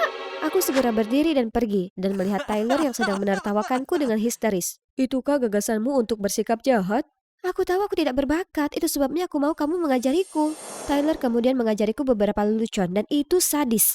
Kami menutup pintu dengan 20 kunci yang berbeda dan menikmati melihat guru berjuang untuk membuka semuanya. Menyalakan layar untuk menampilkan banyak kunci selama kelas. Kemudian memutar suara bel berbunyi setiap 15 menit membingungkan semua orang. Yang paling menarik adalah mendapatkan banyak popok dewasa dikirimkan ke kepala sekolah tercinta. COD. Ketika kepala sekolah bertanya siapa, aku dengan bangga menerima tindakan tersebut. Apa kamu mau menjelaskan dirimu sendiri? Kepala sekolah, aku mungkin terlihat nakal saat ini, tetapi itu karena orang tuaku akan bercerai. Aku tidak bisa makan, tidak bisa tidur, pikiranku kacau, aku... Baiklah, aku mengerti. Yesus, aku bahkan berbicara dengan orang tuamu. Kamu bisa pergi sekarang. Ayah tersayang, mari kita lihat bagaimana kamu menangani ini. Saat aku keluar, Tyler sudah menungguku. Dia mengantarku pergi, lalu berhenti di danau yang indah ini. Kamu tidak memberontak karena kamu bosan, kan? Aku menghela nafas lalu mulai menuangkan keluar semua yang selama ini memendam dalam diriku. Sepertinya milik keluarga Norma adalah sebuah kemewahan bagi kita berdua. Apa maksudmu? Aku sebenarnya dibesarkan di panti asuhan, tapi aku tidak senang di sana, jadi aku kabur. Aku berakhir di jalanan dan menyebabkan masalah. Untung saja ayah angkatku memperhatikan dan mengadopsiku. Aku sangat berterima kasih sampai hari ini, jadi aku selalu berusaha membantunya dalam bisnis ini. Ayahmu punya bisnis? Apa yang dia lakukan? Tyler tidak menjawabku. Ketika kami kembali, Aurora sudah ada di sana menungguku. Apa yang kamu lakukan di sini? Ayahmu melakukan perjalanan bisnis dan memintaku datang untuk menjagamu selama beberapa hari. Tidak, terima kasih. Aku bisa menjaga diriku sendiri. Dan siapa pemuda ini? Apa kita pernah bertemu sebelumnya? Bisakah kamu berhenti mencampuri urusanku? Tidak percaya ayah masih melanjutkan perceraiannya setelah pertemuan dengan kepala sekolah. Dan aku terjebak dengan wanita menyebalkan ini. Hanya tidak membiarkanku meninggalkan rumah dan bahkan memerintahkanku untuk memberlakukan jam malam dari senja hingga fajar. Kamu tidak akan melihat orang itu. Dia bermasalah. Tolonglah, kamu bukan ibuku. Jadi aku terus bertemu dengan Tyler. Tapi anehnya, setiap kali aku mengajak jalan-jalan di rumahnya, dia selalu terlihat ragu-ragu. Jadi suatu kali aku pergi ke rumahnya untuk memberinya kejutan. Tapi saat melihatku, dia terlihat sangat khawatir. Kamu ngapain? Kamu tidak seharusnya datang ke sini. Kita kedatangan tamu hari ini. Aku berbalik dan terpaku melihat pria samar dari gang. Lalu, aku ayah Tyler. Kamu pasti... Jolie. Oh, benar, Jolie. Tyler bercerita banyak tentangmu padaku. Ayo masuk, jadilah tamuku. Tapi Tyler menarikku keluar dari sana. Kami berhenti di taman terdekat ketika dia akhirnya sedikit santai. Pria itu adalah ayah angkatmu? Ya, aku tidak bisa mengatakannya sebenarnya padamu. Aku khawatir kamu tidak mau mengenalku lagi. Itu tidak benar. Kamu tidak mengerti. Dia menjalankan bisnis terlarang dan sekarang dia memintaku untuk mengambil alih. Aku tahu aku sangat berhutang budi padanya, tapi aku tidak ingin melakukan sesuatu yang ilegal. Kalau begitu jangan, hanya karena dia membesarkanmu bukan berarti kamu harus melakukan segalanya atas perintahnya. Terutama melanggar hukum, kan? Tyler mengangguk tapi masih tampak gelisah. Malam itu, Tyler mengantarku pulang ke rumah ketika tiba-tiba aku melihat wajah yang kukenal. Aku menyuruhnya menurunkanku di sana. Di dalam, Aurora sedang duduk bersampingan dengan seorang pria. Keduanya tampak berpakaian lengkap. Di seberang meja ada orang lain. Apa yang dia lakukan? Sudah aku bilang, sepasang cincin berlian terbaik ini sangat cocok untuk pernikahanmu. Benar, kita hanya menginginkan yang terbaik untuk pernikahan kita, kan sayang? Pernikahan? Keduanya, dia 2 kali mengatur waktu ayahku. Aku segera merekam percakapan mereka dan pulang. Ayah harus kembali malam ini dari perjalanan bisnisnya. Namun saat aku menceritakan semuanya pada ayah, bahkan dengan rekamannya, dia tetap tidak mempercayaiku. Apa yang kamu bicarakan? Aku belanja sepanjang hari dengan teman-temanku. Sudah aku bilang begitu. Ayah, kamu akan sangat menyesali ini. Dan kamu, jangan pernah berpikir kamu bisa lolos begitu saja. Aku tidak akan pernah menerimamu ke keluarga ini. Besok pengadilan akan memutuskan dengan siapa aku akan tinggal. Aku tahu apa yang harus dilakukan. Aku tidak bisa berada di rumah ini lebih lama lagi. Di pengadilan aku berdiri yang mengejutkan semua orang dan mengungkapkan bagaimana aku dianiaya di rumah bersama ayah dan Aurora lalu meminta untuk tinggal bersama ibu. Hakim kemudian menanyakan pendapat ibu. Aku tidak begitu yakin. Jolie, sebaiknya tinggal bersama ayahnya saja. Aku benar-benar kecewa. Ibu bahkan tidak mau berjuang untukku. Sesampainya di rumah, ayah langsung menggila padaku sementara Aurora kembali melakukan aksi manisnya. Saat itu aku mendapat pesan dari Tyler, meminta untuk bertemu, jadi aku bergegas keluar dari sana. Tidak, Jolie, tunggu. Ketika aku tiba, Tyler tampak terkejut. Jolie, apa yang kamu lakukan di sini? Miho, aku menggunakan ponselmu untuk memintanya datang ke sini. Lalu kemudian memerintahkan komplotannya untuk mengikatku. Aku sedang berjuang untuk melarikan diri ketika seseorang bergegas ke arah kami. Lalo!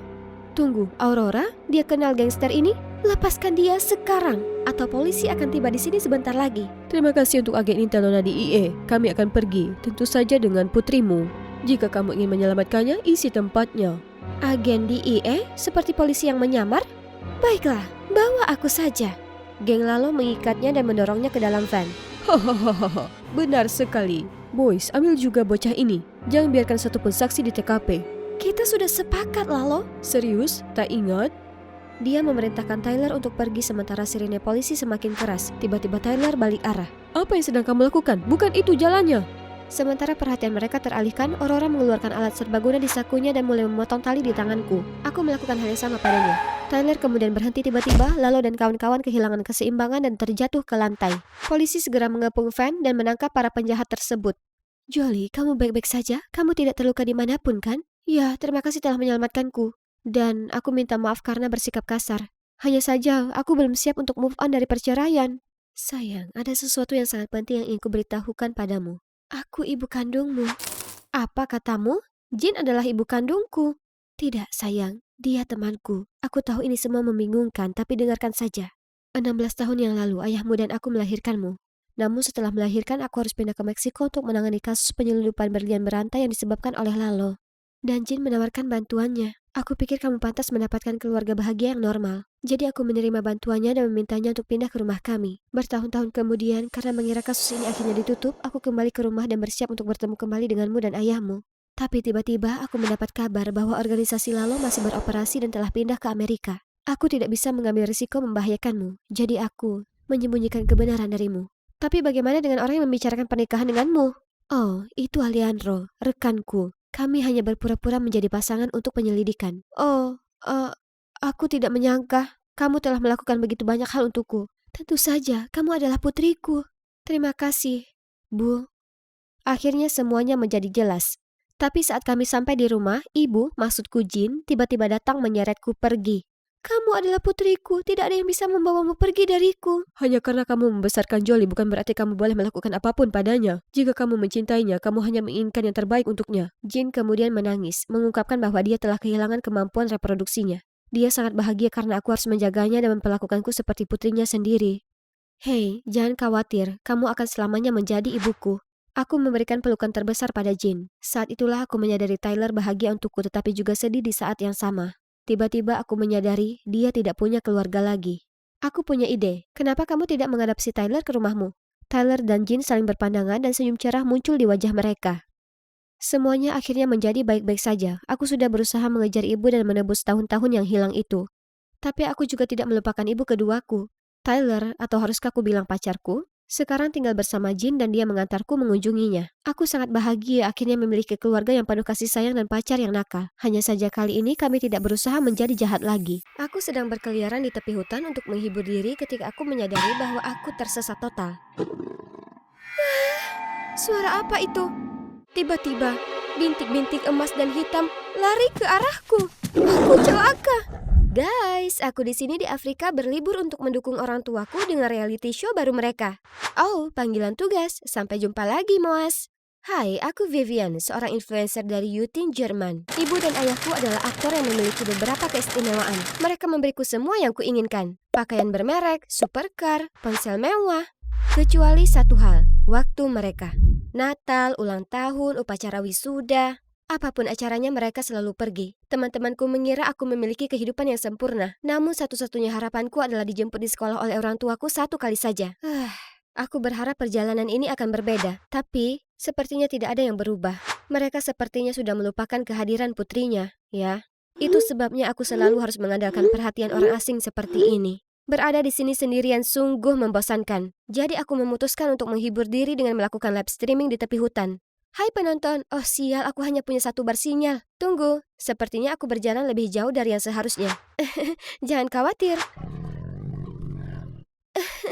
Suara apa itu? Tiba-tiba, bintik-bintik emas dan hitam lari ke arahku. Aku celaka.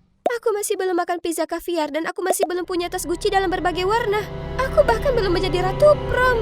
Aku tidak mau mati. Tunggu, apakah mataku menipuku atau apakah macan tutul itu benar-benar kabur oleh manusia hutan yang berayun di tanaman merambat? Ya ampun, dia memang mirip Tarzan. Beautiful. Terima kasih. Aku berbalik untuk meraih ponselku dan menyadari ponselku terjatuh ke tanah dan aku masih melakukan siaran langsung. Penonton membombardirku dengan emoji wajah sedih dan wow dan membanjiri komentarku dengan pesan-pesan keprihatinan. Kemudian orang tuaku dan kru muncul. Ternyata orang ini telah tersesat di hutan ini sejak dia masih kecil. Dan dia dibesarkan oleh monyet. Orang tuanya telah meninggal sekarang. Aku tahu, tapi aku juga bingung. Kenapa mereka... Lalu ayah dan ibu mengumumkan bahwa mereka akan membawa pulang bocah hutan ini dengan kedok beramal. Bukankah itu untuk publisitas? Mereka menamainya tas dan merombaknya. Ya, setidaknya mereka mencobanya. Semua pakaian yang dia coba robek karena dia terlalu berotot. Dibutuhkan sekotak penuh permen batangan untuk membuatnya setuju untuk bercukur. Dan dia tetap menolak untuk memotong rambutnya. Dia hanya bisa mengucapkan sejumlah kata dan kalimat terbatas yang dia ingat saat masih kecil. Jadi ayah dan ibu harus menyewa seorang tutor untuk mengajarinya membaca dan menulis, yaitu aku. Dia benci tinggal di rumah, dan setelah beberapa kali dia keluar dari jendela dan tidur di taman, orang tuaku membangunkannya kamar zona hutan yang menakjubkan. Namun kemudian dia membuatku terjaga sepanjang malam dengan suara lolongan kera yang tak henti-hentinya. Orang tuaku bahkan membawanya ke acara mereka, dan yang mereka bicarakan setiap hari hanyalah tas ini, tas itu, yang membuatku merasa seperti orang asing. Ini semua sangat sulit bagiku, tapi aku berusaha bersabar. Lalu suatu hari, orang tuaku memberitahuku kabar terburuk yang pernah ada. Tas akan ikut denganmu ke sekolah sebagai pengawalmu. Kami tidak punya waktu melakukannya. Setidaknya kali ini kami tahu kamu akan aman. Apa? Tapi aku tidak membutuhkan pengawal. Apalagi yang tidak bisa berbicara dengan baik. Tas tahu percakapan dasar sekarang, jadi aku tidak melihat masalahnya. Jadi keesokan harinya, Tas mulai menempel padaku. Aku menetapkan beberapa aturan dasar. Dia harus menjaga jarak 10 kaki dariku setiap saat dan dia tidak diizinkan mengumumkan satu kata pun kepadaku. Syukurlah, Mia, sahabatku ada di sana untuk memberikan keadaan normal pada pertunjukan aneh yang saat ini menjadi hidupku. Kopi untuk yang keren. Jangan minum. Aku tes dulu. Tas bilang aman untuk diminum, Vi. Enak. Lalu aku segera menjelaskan semuanya padanya. Dia lumayan seksi, dengan cara yang liar. Jangan berani-berani mengatakan itu lagi. Namun belakangan terlepas dari peraturanku, Tas menempel padaku seperti lem. Orang tua menyuruh Tas harus menjaga Vi. Yang lebih buruk lagi, siswa lain memperlakukannya seperti selebriti.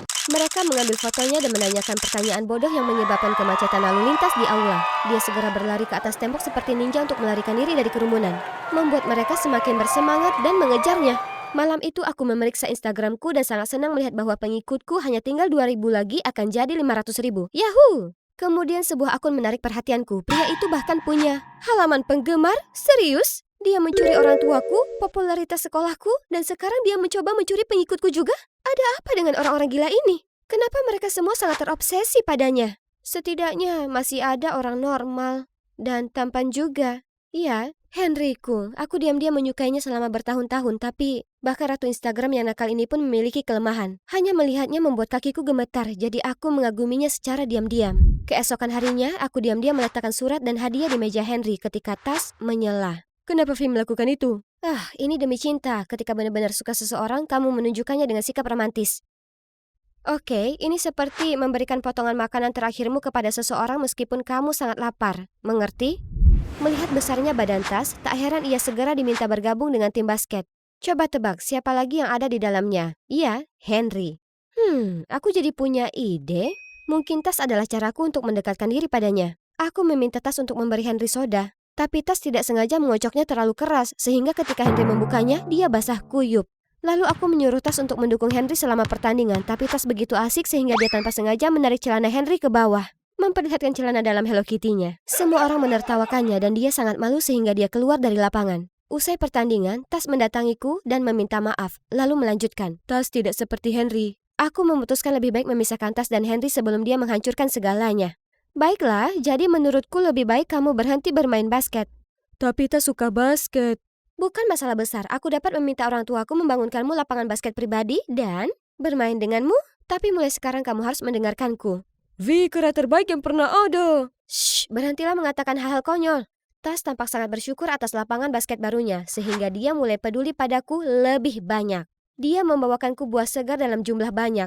Agak terlalu segar dan memeriksanya setiap kali aku sedih. Aku baru saja merasa nyaman beberapa saat sebelum Tas bermain-main lagi. Aku harus menghadiri pemutaran perdana film dan hendak berganti pakaian dengan gaun Versace-ku yang menakjubkan. Namun gaun itu telah ditukar dengan gaun yang terbuat dari dedaunan asli.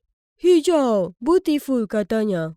Untungnya aku berhasil mengatur gaun lain tepat pada waktunya. Namun saat pemutaran perdana, saat pers mewawancaraiku, Tas muncul. Kera terbaik yang pernah ada. Aku sangat malu hingga wajahku memerah dan lupa kata-kataku. Berkat Tas, aku jadi bahan tertawaan netizen. Aku bersumpah akan membayarnya kembali dan kesempatanku akhirnya datang. Penonton menyukai tas, tapi kerumunan orang membuatnya takut dan dia selalu berusaha mencari cara untuk bersembunyi. Pada suatu konferensi pers, aku melihatnya lari ketakutan, jadi aku mengikutinya. Hei Tas, adakah tempat yang bisa membuatmu merasa lebih baik? Aku bisa mengantarmu ke sana. Vi bawa tas ke hutan, Tas senang. Jadi aku membawanya ke hutan Dodawa. Sesampainya di sana, suasana hati Tas berubah. Dia berlari liar dan kemudian berhenti di sebuah pohon ek besar. Vi, kenapa surat? Ini adalah pohon ek mempelai pria. Masyarakat lokal suka meninggalkan surat cinta di sini. Lalu kami duduk di bawah pohon dan Tas terlihat sangat kesal. Tas tidak suka lampu terang dan kilatan. Tidak apa-apa, kita bisa santai di sini kan? Hebat, melihat Tas meninggalkan acara sendirian, pasti ayah dan ibu tidak akan menyukainya lagi. Hanya saja, ketika kami kembali ke rumah, orang tuaku tidak marah pada Tas, tapi padaku. Vivian, kamu harus memberi contoh yang baik untuk Tas. Bukan hanya membujuk dan menjauhkannya dari acara penting. Bisa kamu berhenti bertingkah seperti anak kecil dan berpikir sebelum bertindak sekali saja? Aku mengurung diri di kamar dan mengalami kehancuran total. Lalu aku menelpon Mia untuk curhat kepadanya. Tinggal bersama Tas adalah mimpi buruk, dia harus pergi. Apa maksudmu? Aku akan mencari cara untuk mengusirnya. Keesokan harinya di sekolah, aku sedang berjalan di sepanjang lorong ketika Henry muncul di hadapanku. Vi, kamu harus meyakinkan Tas untuk bergabung kembali dengan tim basket. Kami tidak bisa menang final tanpa dia. Tolong, aku akan melakukan apapun yang kamu mau. Wow, sepertinya hadiah Natalku datang lebih awal. Apa saja katamu?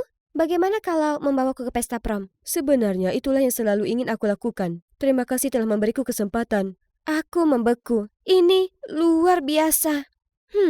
Kurasa rencana mengusir Tasku harus menunggu sekarang. Jadi aku merendahkan diri untuk meyakinkan dia. Seperti yang diharapkan, dengan bantuan Tas, tim menang. Hanya saja baik dia maupun Henry tidak muncul untuk mengambil trofi mereka. Aku pergi mencari mereka dan menemukan Tas menerkam Henry. Tas, hentikan! Tapi dia terlalu marah untuk mendengarkanku, jadi aku harus melompat di antara mereka. Dia benar-benar di luar kendali. Kalau begitu lupakan pesta promnya. Ini semua salahmu. Kamu mencuri semuanya dariku sejak kamu kembali dari hutan aneh itu. Dan sekarang kamu telah memukuli orang yang aku sukai. Kamu hanya menghancurkan hidupku. Kenapa kamu tidak membiarkanku sendiri saja? Lalu dia pergi. Sungguh, rasanya luar biasa karena aku akhirnya bisa menghilangkan duri di mataku. Hanya saja, aku tidak bisa menghilangkan perasaan kosong ini. Menelusuri komentarku tidak membantu, begitu pula streaming langsung. Tiba-tiba aku menyadari bahwa aku merindukan betapa istimewanya perlakuan Tas terhadapku dan ketika bersamanya, aku tidak perlu memaksakan diriku untuk menjadi orang lain selain diriku. Aku berjalan tanpa tujuan ke hutan Dodawer dan berhenti di pohon ek dan sebuah surat yang muncul dari lubang menarik perhatianku. Aku memungutnya dan menyadari bahwa itu adalah tulisan tangan Tas yang berusaha rapi namun tercoret-coret. Henry pembohong. Dia bersama Mia. Kepalaku masih pusing saat ponselku menjadi gila. Aku memeriksa dan melihat kotak masukku penuh dengan komentar kasar. Kemudian aku segera menemukan audio viral. Hidup bersama Tas adalah mimpi buruk. Dia harus pergi. Aku akan temukan cara mengusirnya. Aku benar-benar ketakutan selama beberapa detik, sementara netizen terus menggila, mengatakan aku sangat tidak berterima kasih kepada Tas bahkan setelah dia menyelamatkan hidupku. Bagaimana dia bisa? Aku segera pergi ke rumah Mia untuk menanyakan hal itu kepadanya. Itu ternyata kamu, satu-satunya orang yang kuceritakan kisahku. Oh, baiklah, jelas sekali itu aku. Lalu kenapa? Henry milikku, bukan milikmu. Dia hanya memberitahumu apa yang ingin kamu dengar agar Tas kembali ke tim. Tapi orang tolol itu mendengar Henry berbicara kepadaku dan berani menyakitinya. Kamu... Hai, bicara tentang orang hutan yang tidak berguna itu sangat sederhana dan bodoh. Aku bilang padanya kamu akan menyukai gaun daun dan dia benar-benar membelinya. Sekarang permisi, aku harus menata rambutku untuk kencan dengan Henry. Aku merasa seperti seorang gajah menampar wajahku. Jadi Tas benar. Sesampainya di rumah aku dengan murah mengeluarkan surat Tas. Tapi tunggu dulu, masih ada bagian lain. Kenapa aku tidak menyadarinya lebih awal? Saat itu orang tuaku tiba di rumah. Mereka telah mendengar audio itu dan sangat marah. Itu salahmu, Tas kabur. Sekarang kami harus mengkompensasi kontrak pertunjukan yang seharusnya dia ikuti. Kalian tidak peduli dengan siapapun. Tolong berhenti. Kalian hanya memberiku uang dan itu saja. Kalian tidak pernah ada saat aku membutuhkan kalian. Tidak pernah. Bahkan Tas lebih peduli padaku daripada kalian berdua. Lalu aku langsung lari. Aku terus berjalan sampai aku berakhir di bawah jembatan ini. Lalu aku melihatnya. Dia sedang bermain dengan kucing dan anjing liar. Aku segera berlari memeluknya dan meminta maaf. Tapi dia menuju ke belakangku dan berkata, Orang jahat, orang jahat. Aku berbalik dan melihat dua sosok menuju ke sini. Aku menyeret Tas ke sudut dan kami melihat mereka memasukkan kucing dan anjing ke dalam karung. Itu pasti tidak bagus. Jadi aku menggunakan ponselku untuk merekamnya. Tapi apa tujuannya anak-anak? Aku terbangun dengan perasaan pusing saat menyadari bahwa kami berdua terikat di sebuah rumah kosong. Masih belum ada balasan dari orang tuanya.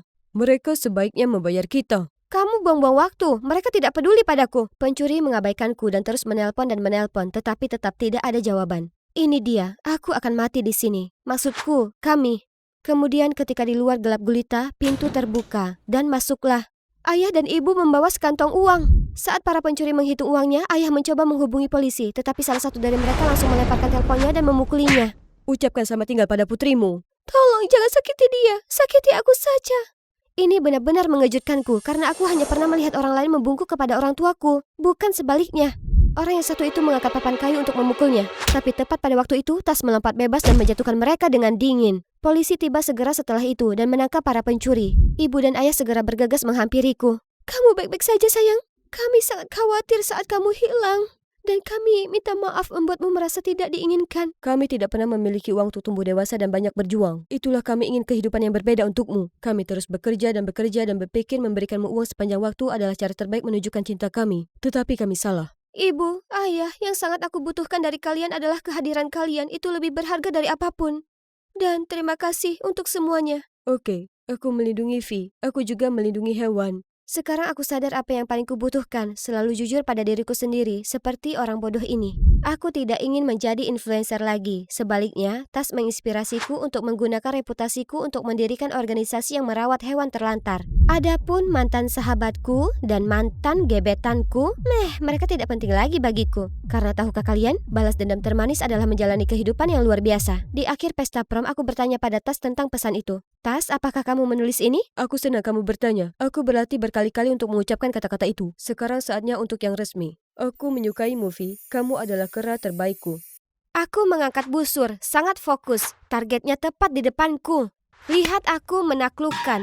Tapi, kakek, yang itu pasti tepat sasaran. Aku cuma bercanda. Kamu menjadi sangat baik, Bu. Hai, aku Gina dan aku suka memanah. Kakekku satu-satunya keluargaku mengenalkanku pada olahraga ini. Dia selalu mendorongku untuk mengikuti kontes dan mengatakan bahwa aku mempunyai bakat. Tapi kompetisi sebenarnya bukan kesukaanku. Berbicara dengan orang asing sudah cukup menjadi tantangan bagiku. Tapi satu-satunya temanku Bailey cantik dan ceria. Kami sudah dekat sejak kecil hingga kami ke kota untuk sekolah SMA dan jadi teman sekamar. Kehidupan baruku menjanjikan kesenangan dan kegembiraan. Namun aku sering rindu kakekku dan sering menulis surat padanya. Kakek sayang, hidupku di sini luar biasa. Kamar asramanya bagus, bersih dan rapi dan setiap pagi, musik instrumental yang menenangkan dari speaker mengingatkanku pada saat-saat kita menikmati musik dan minum teh bersama di depan teras. Bailey, kecilkan! Dan apa yang akan kamu buat untuk mengatasi kekacauanmu? Astaga, ini kekacauan yang terorganisir. Tanyakan kepadaku apa saja dan aku dapat segera menemukannya. Ngomong-ngomong, ada pesta penyambutan untuk mahasiswa baru malam ini. Apa kamu mau ikut? Tidak, aku terlalu lelah. Ayo Gina, ini akan menyenangkan. Kamu juga akan mendapat beberapa teman baru. Itu cuma... Oke, kalau begitu tetap di sini. Aku pergi. Entah bagaimana aku merasa sedikit hampa. Aku tidak pernah menyadari bahwa Bailey dan aku begitu berbeda sampai saat ini. Bailey suka bersosialisasi dan bisa mendapatkan teman baru dengan mudah. Dan aku introvert dan pendiam. Aku tidak bisa terus seperti ini. Aku datang ke kota untuk mencari pengalaman. Jadi saat Bailey mengajakku pergi ke pameran sekolah, aku langsung menyetujuinya. Ketika hari itu tiba, ketika Bailey mengobrol dan cikikikan dengan siswa lain, aku, tanpa sadar, menghilang ke latar belakang. Karena sepertinya Bailey tidak menyadari ketidakhadiranku, aku memutuskan untuk melihat-lihat sendiri. Tiba-tiba sebuah teriakan mengagetkanku. Pencuri! Maling! Aku lihat seorang pencuri melarikan diri dengan membawa tas tangan seorang gadis. Tanpa pikir panjang, aku ambil satu set busur dan anak panah di dekatnya dan menembaknya. Saat itulah aku melihat anak panah lain. Terbang ke arah yang sama, kedua anak panah itu mengenai si pencuri tepat di kepalanya dan menjatuhkannya ke tanah. Aku mencari pemanah lainnya dan melihat dewa Yunani Apollo yang juga menatapku. Kemudian dia pergi untuk menangani pencuri itu saat aku mengambil kesempatan untuk meninggalkan tempat kejadian secara diam-diam. Aku masih melamun tentang cowok itu ketika Bailey masuk ke asrama kami bersama sekelompok teman. Aku segera mengubah diri menjadi burrito dan berpura-pura tidur. Tapi Bailey tanpa ampun membukakanku dengan senyum lebar. Hey G, ada seseorang yang aku ingin kamu temui, Samantha, kepala klub panahan sekolah. Bailey bilang kamu seorang pemanah yang hebat. Ya, mungkin. Ya, kami sedang mencari anggota baru. Kamu harus datang. Aku pasti akan mampir. Terima kasih. Sepulang sekolah keesokan harinya, aku mengunjungi klub panahan dan melihat wajah yang aku kenal. Itu cowok yang kemarin. Dia juga meniup anak panahnya seperti kakek. Lucu sekali. Ups, ketahuan. Apa aku sedang berhalusinasi atau dia berjalan ke arahku? Hai, kamu ada di pekan raya sekolah. Tembakanmu sangat fenomenal. Ngomong-ngomong, aku Chris. Aku Gina. Jadi, kamu baru di sini? Sebenarnya aku belum yakin bergabung atau tidak. Nah, bagaimana kalau demonstrasi kecil? Karena panik, aku mencoba menembak dengan tangan gemetar dan gagal total. Maaf. Tenang, kamu pasti bisa. Dia mencondongkan tubuh ke arahku dan jantungnya berdebar kencang. Aku menarik napas dalam-dalam, meniup pelan-pelan ke arah Fletching, dan kali ini aku mencapai sasaran. Lihat kan, tembakannya luar biasa. Kamu harus lebih percaya diri dan terbuka sehingga lebih banyak orang bisa mengenalmu. Jadi, Chris menjadi ekstrovert? Dia benar. Pasti menyenangkan berada di dekat gadis yang ramah dan percaya diri seperti Bailey. Dia baru di sini selama seminggu dan sudah mengetahui separuh isi sekolah. Dan semua orang menyukainya. Jadi pada hari itu juga, setelah bergumul dengan diri sendiri, aku memutuskan untuk meminta bantuan Bailey. Membantu? Dengan apa? Bantu aku jadi sepertimu, seorang ekstrovert. Kamu baik-baik saja apa adanya, kenapa harus berubah? Saat itu Samantha datang menjemputnya untuk pergi ke pesta ulang tahun. Mau bergabung dengan kami? Kamu lebih suka tinggal di sini dan membaca, kan? Kamu kenal aku. Lalu Bailey pergi begitu saja. Baiklah, jika dia tidak mau membantu, akan kulakukan sendiri. Saatnya keluar dari kepompongku. Jadi aku menghabiskan beberapa jam berikutnya untuk merombak diriku. Lumayan kan? Ketika aku tiba di pesta, semua orang melongo ke arahku. Hei, apakah kamu matahari? Karena kecantikanmu membutakanku. Kalau begitu kamu harus menjauh 93 juta mil dariku. Betapapun aku ingin segera pulang ke rumah, sebuah suara di kepalaku terus berteriak, bersosialisasi. Di internet mereka bilang ekstrovert selalu siap berteman, seperti Bailey yang menjadi bagian dalam setiap percakapan. Jadi aku mengerahkan seluruh keberanian untuk bergabung dengan kelompok terbesar yang membahas tentang hewan-hewan Arktik yang lucu. Aku ingat tips komunikasi, pimpin percakapan. Jadi aku melakukannya. Bukankah menyedihkan jika hewan-hewan tersebut kehilangan habitatnya karena perubahan iklim? 5 menit berikutnya aku menolak tentang masalah ini, tapi mereka sepertinya tidak terlalu tertarik.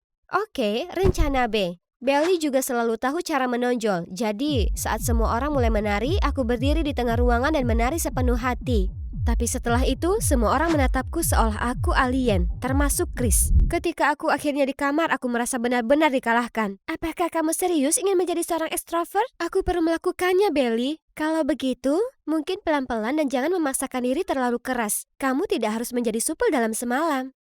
Bailey jelas tidak percaya aku bisa melakukannya. Baiklah, akan kutunjukkan padanya dia bukan satu-satunya ekstrovert menawan di sini. Urutan bisnis pertamaku adalah bergabung dengan klub panahan. Itu akan jadi kesempatan terbaik mengesankan Chris. Untuk menutupi rasa malu di pesta itu, aku menguatkan diriku dan mendekati pria paling lucu di sini. Hai, aku Gina. Aku suka bajumu. Terima kasih. Aku Patrick. Patrick adalah ketua OSIS. Dia di sini untuk membantu mempromosikan klub panahan. Lalu setiap kali Chris lewat, aku mencoba bercanda dengan Patrick. Meski dia tampak teralihkan, namun Chris hanya berbalik dan terlihat tidak senang. Gina, ada apa denganmu dan Chris itu? Dia terus melihat ke sini. Oh, Chris, dia cuma teman satu klub. Mungkin karena dia tidak terlalu menyukaiku. Urusan laki-laki. Aku berpikir untuk gabung ke klub ini. Mau mengajariku? Tentu saja. Setelah itu aku dan Patrick sering berlatih memanah bersama. Aku jadi terlalu bersemangat dan menetapkan target sejauh yang aku bisa. Menarik talinya sekuat tenaga dan mencoba untuk tetap tenang saat anak panah mengenai sasaran. Entah dari mana, Chris muncul. Luar biasa, Gina. Tembakan terbaik yang pernah aku lihat. Mengesankan, Gina. Mau minum sebelum kamu mengajariku cara melakukannya? Saat itu, Chris menawariku sebotol. Kamu suka jus apel, kan? Aku melihatmu hanya meminumnya di pesta. Ih, dia menyadarinya. Terima kasih. Kamu mau tumpangan pulang nanti? Akhirnya kesempatan untuk lebih dekat dengan Chris. Aku akan mengantarmu, Gina. Aku lebih akrab dengan rute itu. Tadinya aku mau bilang tidak, tapi Patrick sudah menarikku. Kenapa dia merusak momen romantisku? Mungkin dia juga menyukaiku, tapi pandanganku sudah tertuju pada Chris. Chris sepertinya peduli padaku, tapi butuh waktu untuk benar-benar memulai hubungan. Semuanya berjalan pada tempatnya dan aku merasa menjadi lebih terbuka. Meskipun kadang aku jalan memutar atau sembunyi di kamar kecil menghindari obrolan ringan, segalanya dengan Chris berjalan baik. Tapi keesokan harinya aku melihat Bailey dan Chris bergandengan tangan dan tertawa bahagia di jalan. Apa mereka berkencan? Lalu kenapa Chris tetap berharap padaku dan bersikap seolah dia peduli padaku? Semua usahaku sia-sia? Sekalipun aku mencoba menjadi seperti Bailey, tentu saja Chris lebih memilih yang asli.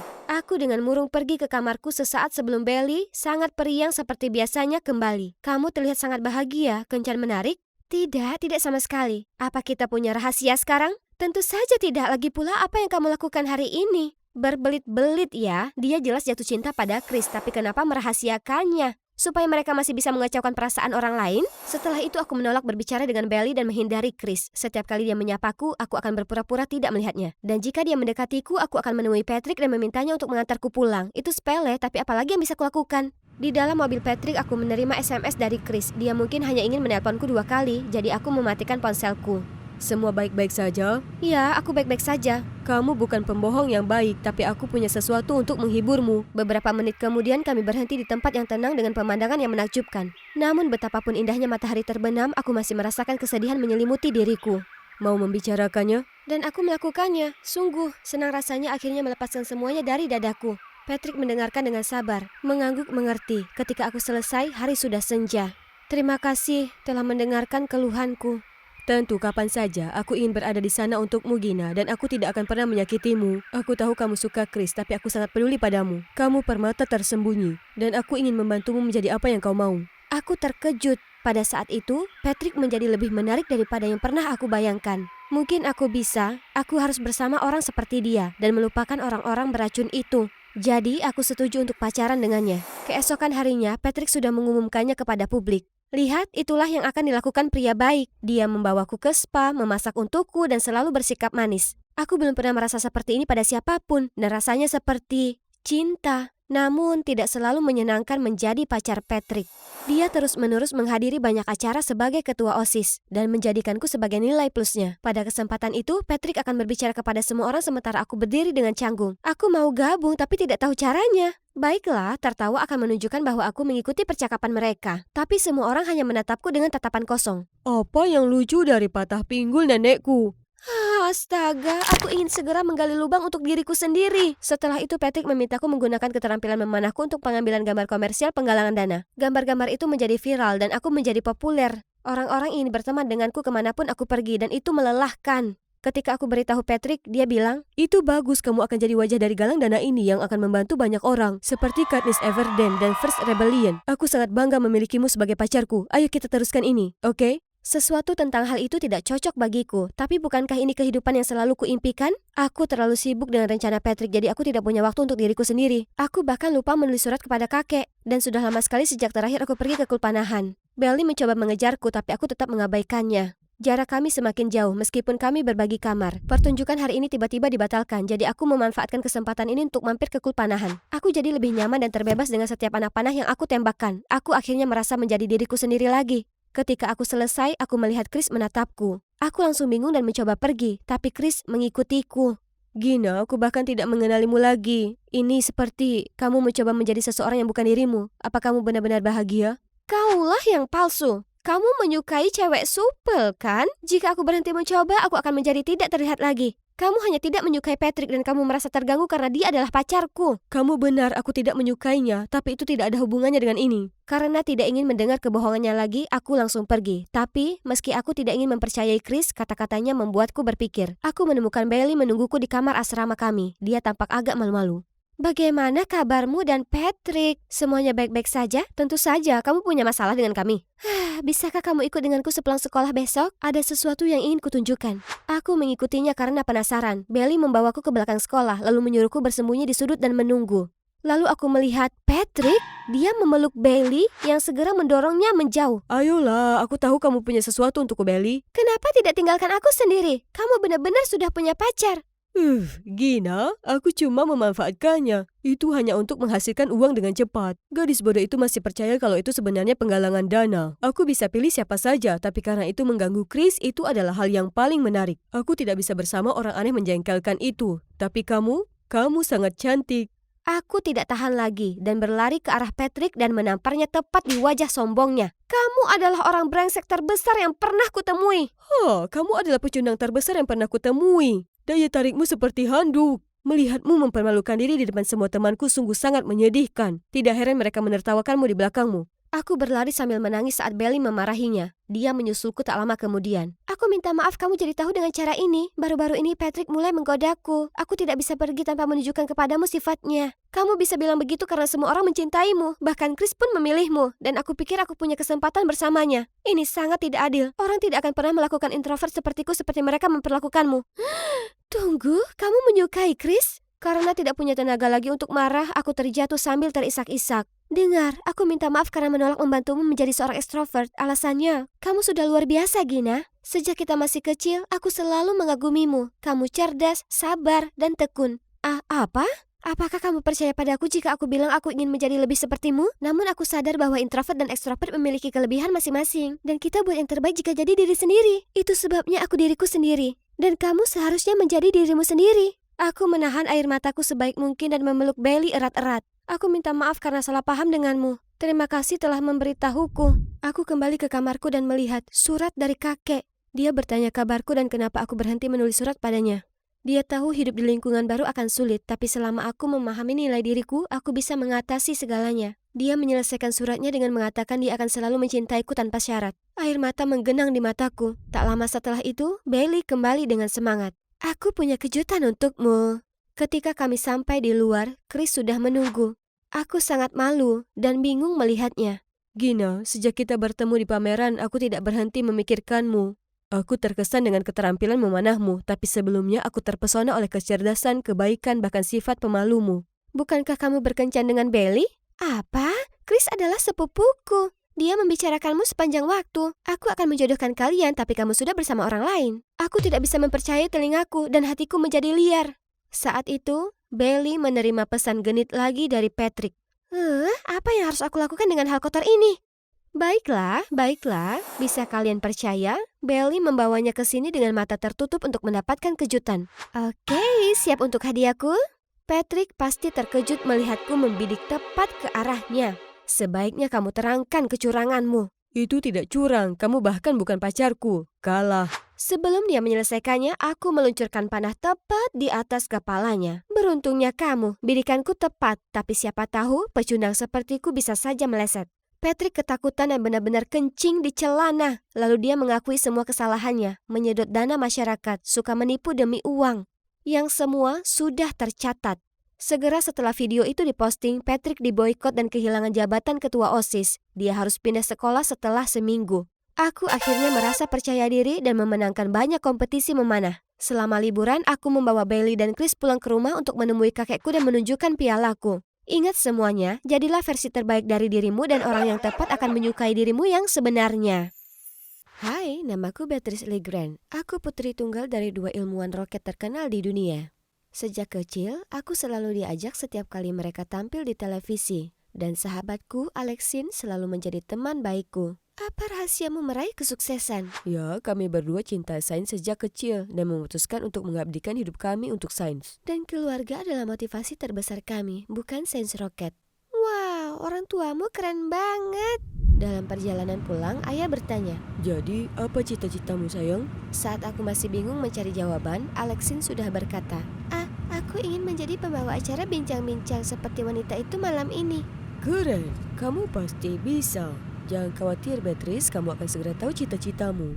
Tapi Alexine dan aku mengalami masalah dalam belajar. Alexine kesulitan mengucapkan kalimat yang tepat, sedangkan aku sulit membaca dan menulis. Tentu saja kami benci sekolah. Orang tuaku membawaku ke dokter dan aku didiagnosis menderita disleksia. Ia juga mengatakan aku akan mengalami banyak kesulitan di sekolah dan tidak akan mencapai hasil akademis yang tinggi. Aku cukup kesal mendengarnya. Tapi ayahku, yang merupakan guru SMA, tidak senang dengan pernyataan itu. Omong kosong, Beatrice sangat cerdas. Disleksia atau tidak, ia akan berhasil dengan metode belajar yang tepat. Sejak saat itu, ayahku mulai membantuku dan Alexine belajar. Setiap kami selesai satu buku, ia akan memberi kami hadiah kecil. Ia juga memperkenalkan kami pada olahraga, seni, dan bahkan membawa kami ke tempat-tempat keren seperti museum, galeri, dan akuarium. Sejak aku melangkahkan kaki di akuarium, aku tahu tempat ini cocok untukku. Karena lumba-lumba. Lihat, ia mengikutiku. Aku langsung memberitahu orang tuaku kabar baik itu malam itu. Aku sudah menemukan passionku. Aku akan jadi ahli biologi kelautan saat aku dewasa. Tahun demi tahun berlalu dan sekolah tidak lagi menakutkan bagi kami. Berkat ayahku, aku sekarang menjadi yang terbaik di kelas dan unggul dalam pelajaran biologi. Disleksia tidak terlalu mempengaruhiku. Sementara itu, Alexine berhasil menghilangkan gagapnya dan jauh lebih percaya diri. Kami seperti Superman dan Batman, selalu berdampingan untuk meraih impian kami. Profesor Coleman, tolong ceritakan lebih lanjut tentang penelitian terbarumu.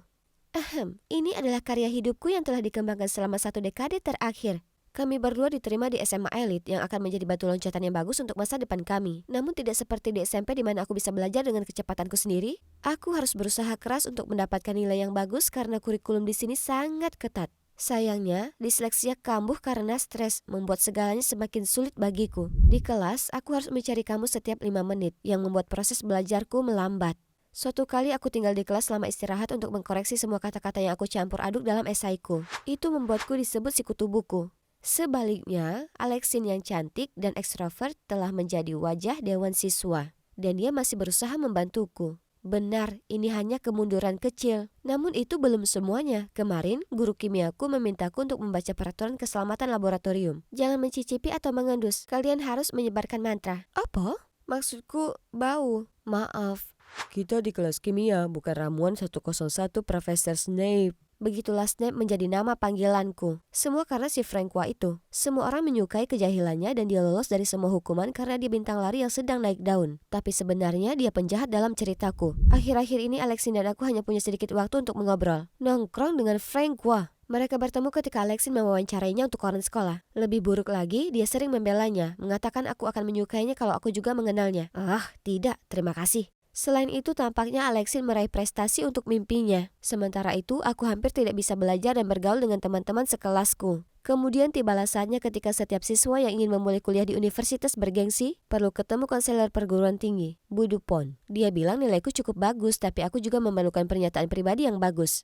Tujuannya untuk menangkap esensi diriku dan menunjukkan aku siap berkomitmen pada masa depanku. Cukup sederhana, bukan? Tapi ketika harus benar-benar menulis, kenapa hal itu begitu sulit? Apakah aku meragukan rencanaku sendiri? Apa benar aku bisa jadi ahli biologi kelautan? Saat makan malam ku coba sampaikan ini ke orang tuaku. Tapi tampaknya mereka sudah mengira aku mahasiswa biologi kelautan. Kurasa tidak ada jalan kembali. Aku memanggil Alexin ke akuarium untuk membantuku menjernihkan pikiran. Dia terlambat, jadi aku pergi menemui teman-teman lumba-lumbaku. Mereka benar-benar menenangkanku. Tiba-tiba suara melengking menyadarkanku. Kamu disleksia karena kamu bisa bicara bahasa lumba-lumba? Haruskah kami carikan buku tentang lumba-lumba? Aku berbalik untuk melihat Alexin dan rombongan teman-teman barunya dan si badut. Mereka mulai cekikikan. Tidak ada kata dalam bahasa Inggris yang bisa menggambarkan betapa marah dan terhinanya diriku. Apa kamu perlu bawa mereka ke sini untuk mempermalukanku? Aku menjauh, tapi secara tidak sengaja menuju ke sebuah terowongan kaca. Rasanya seperti aku benar-benar tenggelam di dalam air. Kenangan mengerikan saat aku jatuh menembus es ke dalam air yang dalam, gelap dan dingin membekukan muncul kembali. Aku segera berlari keluar. Max, tunggu. Aku berbalik melihat Alexin mengejarku. Awas, ada mobil. Aku segera mendorongnya menjauh. Mobil itu tidak menabraknya, tapi dia terluka. Kami segera membawanya ke rumah sakit. Namun saat ia sadar, Alexin tidak bisa berbicara. Dokternya mengatakan pita suaranya lumpuh sementara karena trauma leher dan dada. Artinya Alexin tidak bisa menjadi pembawa acara hari olahraga sekolah. Aku diliputi rasa bersalah. Alexin berkata, "Aku akan baik-baik saja. Maaf, aku pikir mengajak teman sekelas akan menghiburmu." ia bahkan berkata aku harus mengejar impianku dan tidak membiarkan apapun menghalangiku. Aku sangat tersentuh, namun entah kenapa kata-katanya membuatku merasa sangat tertekan. Aku akan bekerja lebih keras mulai sekarang. Setelah hari itu, Francois terus mengikutiku kemana-mana mencoba meminta maaf. Aku menghindarinya seperti wabah. Suatu hari aku bolos bahasa Inggris dan saat aku kembali, teman-teman sekelasku membicarakan tentang guru pengganti bernama Pak Legrand. Mereka tampak begitu bersemangat karena dia tidak menyuruh mereka mengerjakan tugas dan hanya menceritakan kisah-kisah lucu. Nama itu mengingatkanku. Dan kemudian kecurigaanku terbukti saat aku melihat kakekku tampak marah dan kecewa setelah pulang sekolah. Aku jelas pulang ke rumah dalam keadaan badai yang hebat, tapi itu tidak masalah. Kugunakan kesempatan ini mencurahkan isi hatiku tentang betapa melelahkannya sekolah. Betapa menyebalkannya diganggu oleh orang tolol sepanjang waktu sementara sahabatku tidak ada di sampingku. Anehnya, kakek mendengarkan dengan penuh perhatian, lalu berkata bahwa dia akan mengurusnya. Beberapa hari kemudian dia mengungkapkan bahwa caranya menanganinya membuatku menjadi guru les si tolol itu. Ide terburuk yang pernah ada. Meskipun Pop-Pop menjamin badut itu akan bekerja denganku, aku tetap ingin mencium atlet itu dengan pukulan ke atas. Aku ke Alexin berpikir dia akan membantuku. Tanpa diduga, Alexin juga menyuruhku untuk memberinya kesempatan. Lalu aku mungkin melihat sisi baiknya juga. Tepat pada saat itu, si idiot itu muncul dengan Nintendo Switch. Sungguh tidak dewasa, itu isyarat bagiku untuk pergi. Setelah pelajaran pertama, aku menyadari metode pengajaran biasa apapun tidak akan pernah bisa menarik perhatian si bodoh ini. Tapi aku tidak bisa nyerah gitu aja. Orang tuaku mengajari tidak ada siswa yang buruk. Baiklah, aku akan temukan cara yang tepat untuknya belajar. Jadi, aku menunjukkan kepadanya video YouTube tentang biologi agar dia tetap fokus, mengajarinya lagu tabel periodik, dan bicara sejarah dunia dengan bahasanya. Pada tahun 1914 setelah Archduke Austria meninggal, Austria-Hungaria menyatakan perang terhadap Serbia, dan Rusia seperti, jangan banyak bicara, kami akan menangkapmu. Kemudian Jerman ingin menjadi karakter utama dan mengobarkan perang ketika tidak ada yang memintanya. Jadi, maksudmu Perang Dunia Pertama dimulai terutama karena Kekaisaran Jerman ditekan untuk menjadi yang terbaik? Ya, saudaraku. Setelah beberapa waktu, nilai Franqua naik dari D dan F menjadi C dan B. Sementara aku tidak perlu lagi belajar keras seperti sebelumnya karena mempersiapkan pelajaran untuknya membantuku mengingat semuanya secara alami. Belajar tiba-tiba tidak begitu sulit lagi, dan mungkin Alex benar, orang ini ternyata tidak seburuk itu. Suatu sore, Franqua berbagi kabar baik. Hei, lomba lariku lancar. Terima kasih membantuku memperbaiki nilaiku. Kalau tidak, aku didiskualifikasi. Ayo kita rayakan. Selamat, kita tidak bisa merayakannya tanpa Alexin. Kudengar dia baru saja kembali dari rumah sakit. Ayo ke tempatnya dan bersenang-senang, tapi jangan berlebihan. Franqua dengan semangat bicara tentang prestasinya yang hebat, sementara aku memberitahu Alexin bahwa kami sudah akur. Namun Alexin tampak tidak bersemangat. Kemudian dia dengan dingin meminta kami untuk pergi. Kami berdua sangat bingung. Aku bertanya kepada ibu Alexin dan mengetahui bahwa sebagian besar lukanya telah sembuh kecuali pita suaranya. Dia sedang menjalani perawatan, tapi dokternya tidak yakin berapa lama waktu yang dibutuhkan untuk bisa berbicara lagi. Gadis malang. Tiba-tiba Alexin keluar untuk meletakkan selembar kertas di tanganku lalu melarikan diri. Dalam perjalanan pulang aku membaca, "Ini semua salahmu. Jika kamu tidak lari, semua ini tidak akan terjadi. Aku lebih baik tertabrak mobil, itu hanya akan membuat lenganku patah. Kamulah yang membunuh impianku." Itukah perasaan Alexin yang sebenarnya? Kata-katanya sangat menyakitkan. Ketika Alexin kembali ke atas, dia tidak berbicara dengan siapapun dan tentu saja menghindariku dan Franqua. Suatu kali saat istirahat, Budupon datang menemuiku dan memuji pencapaian pribadiku. Dia berkata jika aku mempertahankan nilaiku, aku akan berhasil meraihnya. Itu berarti esaiku tidak sepenting seperti yang aku kira, bukan? Franqua sangat senang untukku, namun aku melihat Alexin melotot dari sudut mataku dan langsung memberi isyarat kepada Franqua untuk tidak terlalu senang. Saat makan siang dia bertanya apa aku kesal karena Alexin. Tidak juga, dia akan lebih bersemangat setelah sembuh. Jadi, kenapa dia berwajah murung? Bukankah Budupon bilang kamu memiliki masa depan yang cerah? Aku tidak yakin lagi. Aku membuat diriku terlihat seperti seseorang yang benar-benar berkomitmen pada biologi laut dalam esaiku. Namun jauh di lubuk hati aku merasa seperti berbohong. Aku bahkan tidak bisa mendekati air setelah jatuh menembus es sekali itu. Tiba-tiba aku merasa tenggorokanku tertutup dan mataku berair. Aku secara naluriah berdiri pergi tanpa mengucapkan sepatah kata pun. Aku ingin membicarakan hal ini dengan ibuku segera setelah aku tiba di rumah. Namun aku tiba di tengah-tengah percakapannya dengan ibu Alexin. Ia memberi kami kabar baik. Terapi suara berhasil dan Alexin kini dapat bicara. Itu luar biasa. Ibu Alexin berkata ia menungguku di taman, jadi aku langsung pergi ke sana. Di taman, aku melihat Alexin berdiri di tepi kolam. Syukurlah kamu bisa bicara lagi. Aku selalu tahu kamu akan pulih demi mimpimu. Mimpiku? Sudah berubah jadi abu. Lalu Alexin memberitahuku bahwa meskipun dia bisa bicara lagi, suaranya yang lembut tidak bisa kembali. Oh tidak, aku mati rasa di dalam hati dan berusaha sekuat tenaga untuk menghiburnya. Aku masih percaya dia bisa mengatasi ini dan mendapatkan kembali suaranya seperti dia mengatasi gagapnya. Gampang bagimu untuk mengatakannya. Apa kamu tahu bagaimana rasanya ada setan di tenggorokanmu? Aku bahkan tidak mengenali diriku sendiri lagi. Tidak, kamu masih bisa. Bagaimana denganmu? Bisakah kamu mengatasi rasa takutmu untuk meraih mimpimu? Ayo sekarang, lakukan. Dengan setiap baris, Alexin melangkah maju, mendorongku lebih dekat ke tepi hingga hanya ada beberapa inci antara aku dan air. Teruskan, ini demi mimpimu. Apa yang kamu takutkan? Alexin melangkah satu langkah lagi dan aku jatuh ke dalam kolam. Trauma menguasai diriku. Aku panik, mengira ini sudah berakhir. Lalu, seseorang menarikku keluar. Franqua! Kau gila, dia bisa saja mati. Alexin berlari sambil menangis. Jangan membentaknya, aku seharusnya tidak mengorek lukanya. Lagi pula ini seharusnya jadi latihan saat aku menjadi ahli biologi laut. Serius? Apa kau hanya menakut-nakuti dirimu sendiri?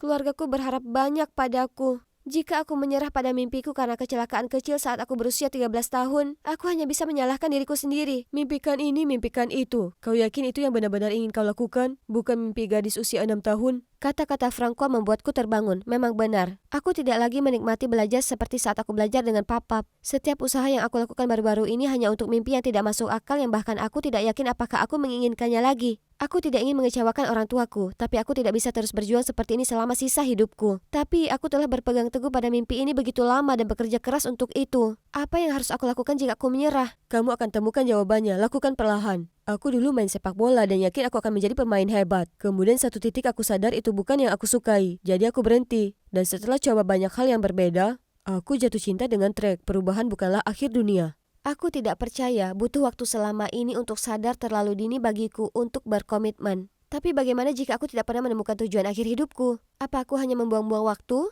Ya ampun, santai saja. Kamu membuat seseorang sepertiku yang tidak peduli dengan sekolah benar-benar menikmati belajar. Kamu menjalani hidup dan memberikan kebaikan bagi dunia. Tidak ada waktu yang terbuang. Tidak perlu jadi Martin Scorsese. Maksudmu ahli biologi laut, kan? Tapi terima kasih, aku butuh itu. Aku pulang ke rumah dan melihat Alexin menangis di hadapan orang tuaku yang sangat khawatir. Ibu langsung memelukku ketika melihatku basah kuyup. Alexin sudah menceritakan semuanya. Kenapa kamu tidak bilang? Kami sangat bangga padamu dan tidak ada yang bisa menghentikan kita. Jadi Alexin sudah bilang aku takut air akibat kecelakaan ketika aku 13 tahun dan betapa keras aku berusaha mengatasinya demi impian masa kecilku. Sangat sulit bagiku membicarakannya karena aku tidak bisa mengakui pada diri sendiri bahwa kecelakaan itu meninggalkan bekas luka pada diriku. Jadi aku memendam rasa sakitku selama ini. Menceritakannya kepada orang tuaku sekarang benar-benar terasa melegakan. Untungnya mereka sangat pengertian dan memberiku waktu untuk menemukan panggilan hidupku yang sebenarnya. Mengenai Alexin, maafkan aku sangat frustrasi dengan diriku sendiri sehingga aku menyalahkanmu. Itu bukan salahmu. Ternyata ketika Alexin kabur, dia bersembunyi di balik semak-semak di dekatnya dan mendengar percakapanku dengan Francois. Pandangannya yang sangat bijaksana juga menyentuh hatinya. Alexin berkata dia akan terus menjalani terapi selama yang dibutuhkan. Ya, aku percaya padamu. Jika terapi suara tidak berhasil, menjadi bintang rock heavy metal tidak terdengar terlalu buruk. Wah, benarkah? Kupikir Francois hanya berbicara sebentar di sana. Setelah itu semuanya berjalan seperti biasa, tetapi tekanan padaku berkurang. Aku benar-benar mendapat teman baru tahun ini dan semakin dekat dengan sahabatku. Suara Alexin membaik dan dia juga bersenang-senang menjelajahi jalan lain selain menjadi pembawa acara bincang-bincang. Musim panas tiba dalam sekejap mata dan aku menjadi sukarelawan di sekolah untuk siswa dengan kesulitan belajar. Aku ingin membantu orang disleksia sepertiku belajar sebaik kemampuan mereka. Sama seperti orang tuaku membantuku. Kedengarannya seperti awal yang baik untuk perjalanan menemukan jati diriku. Bisa jadi pekerjaan impianku, jika tidak akan terus kucari.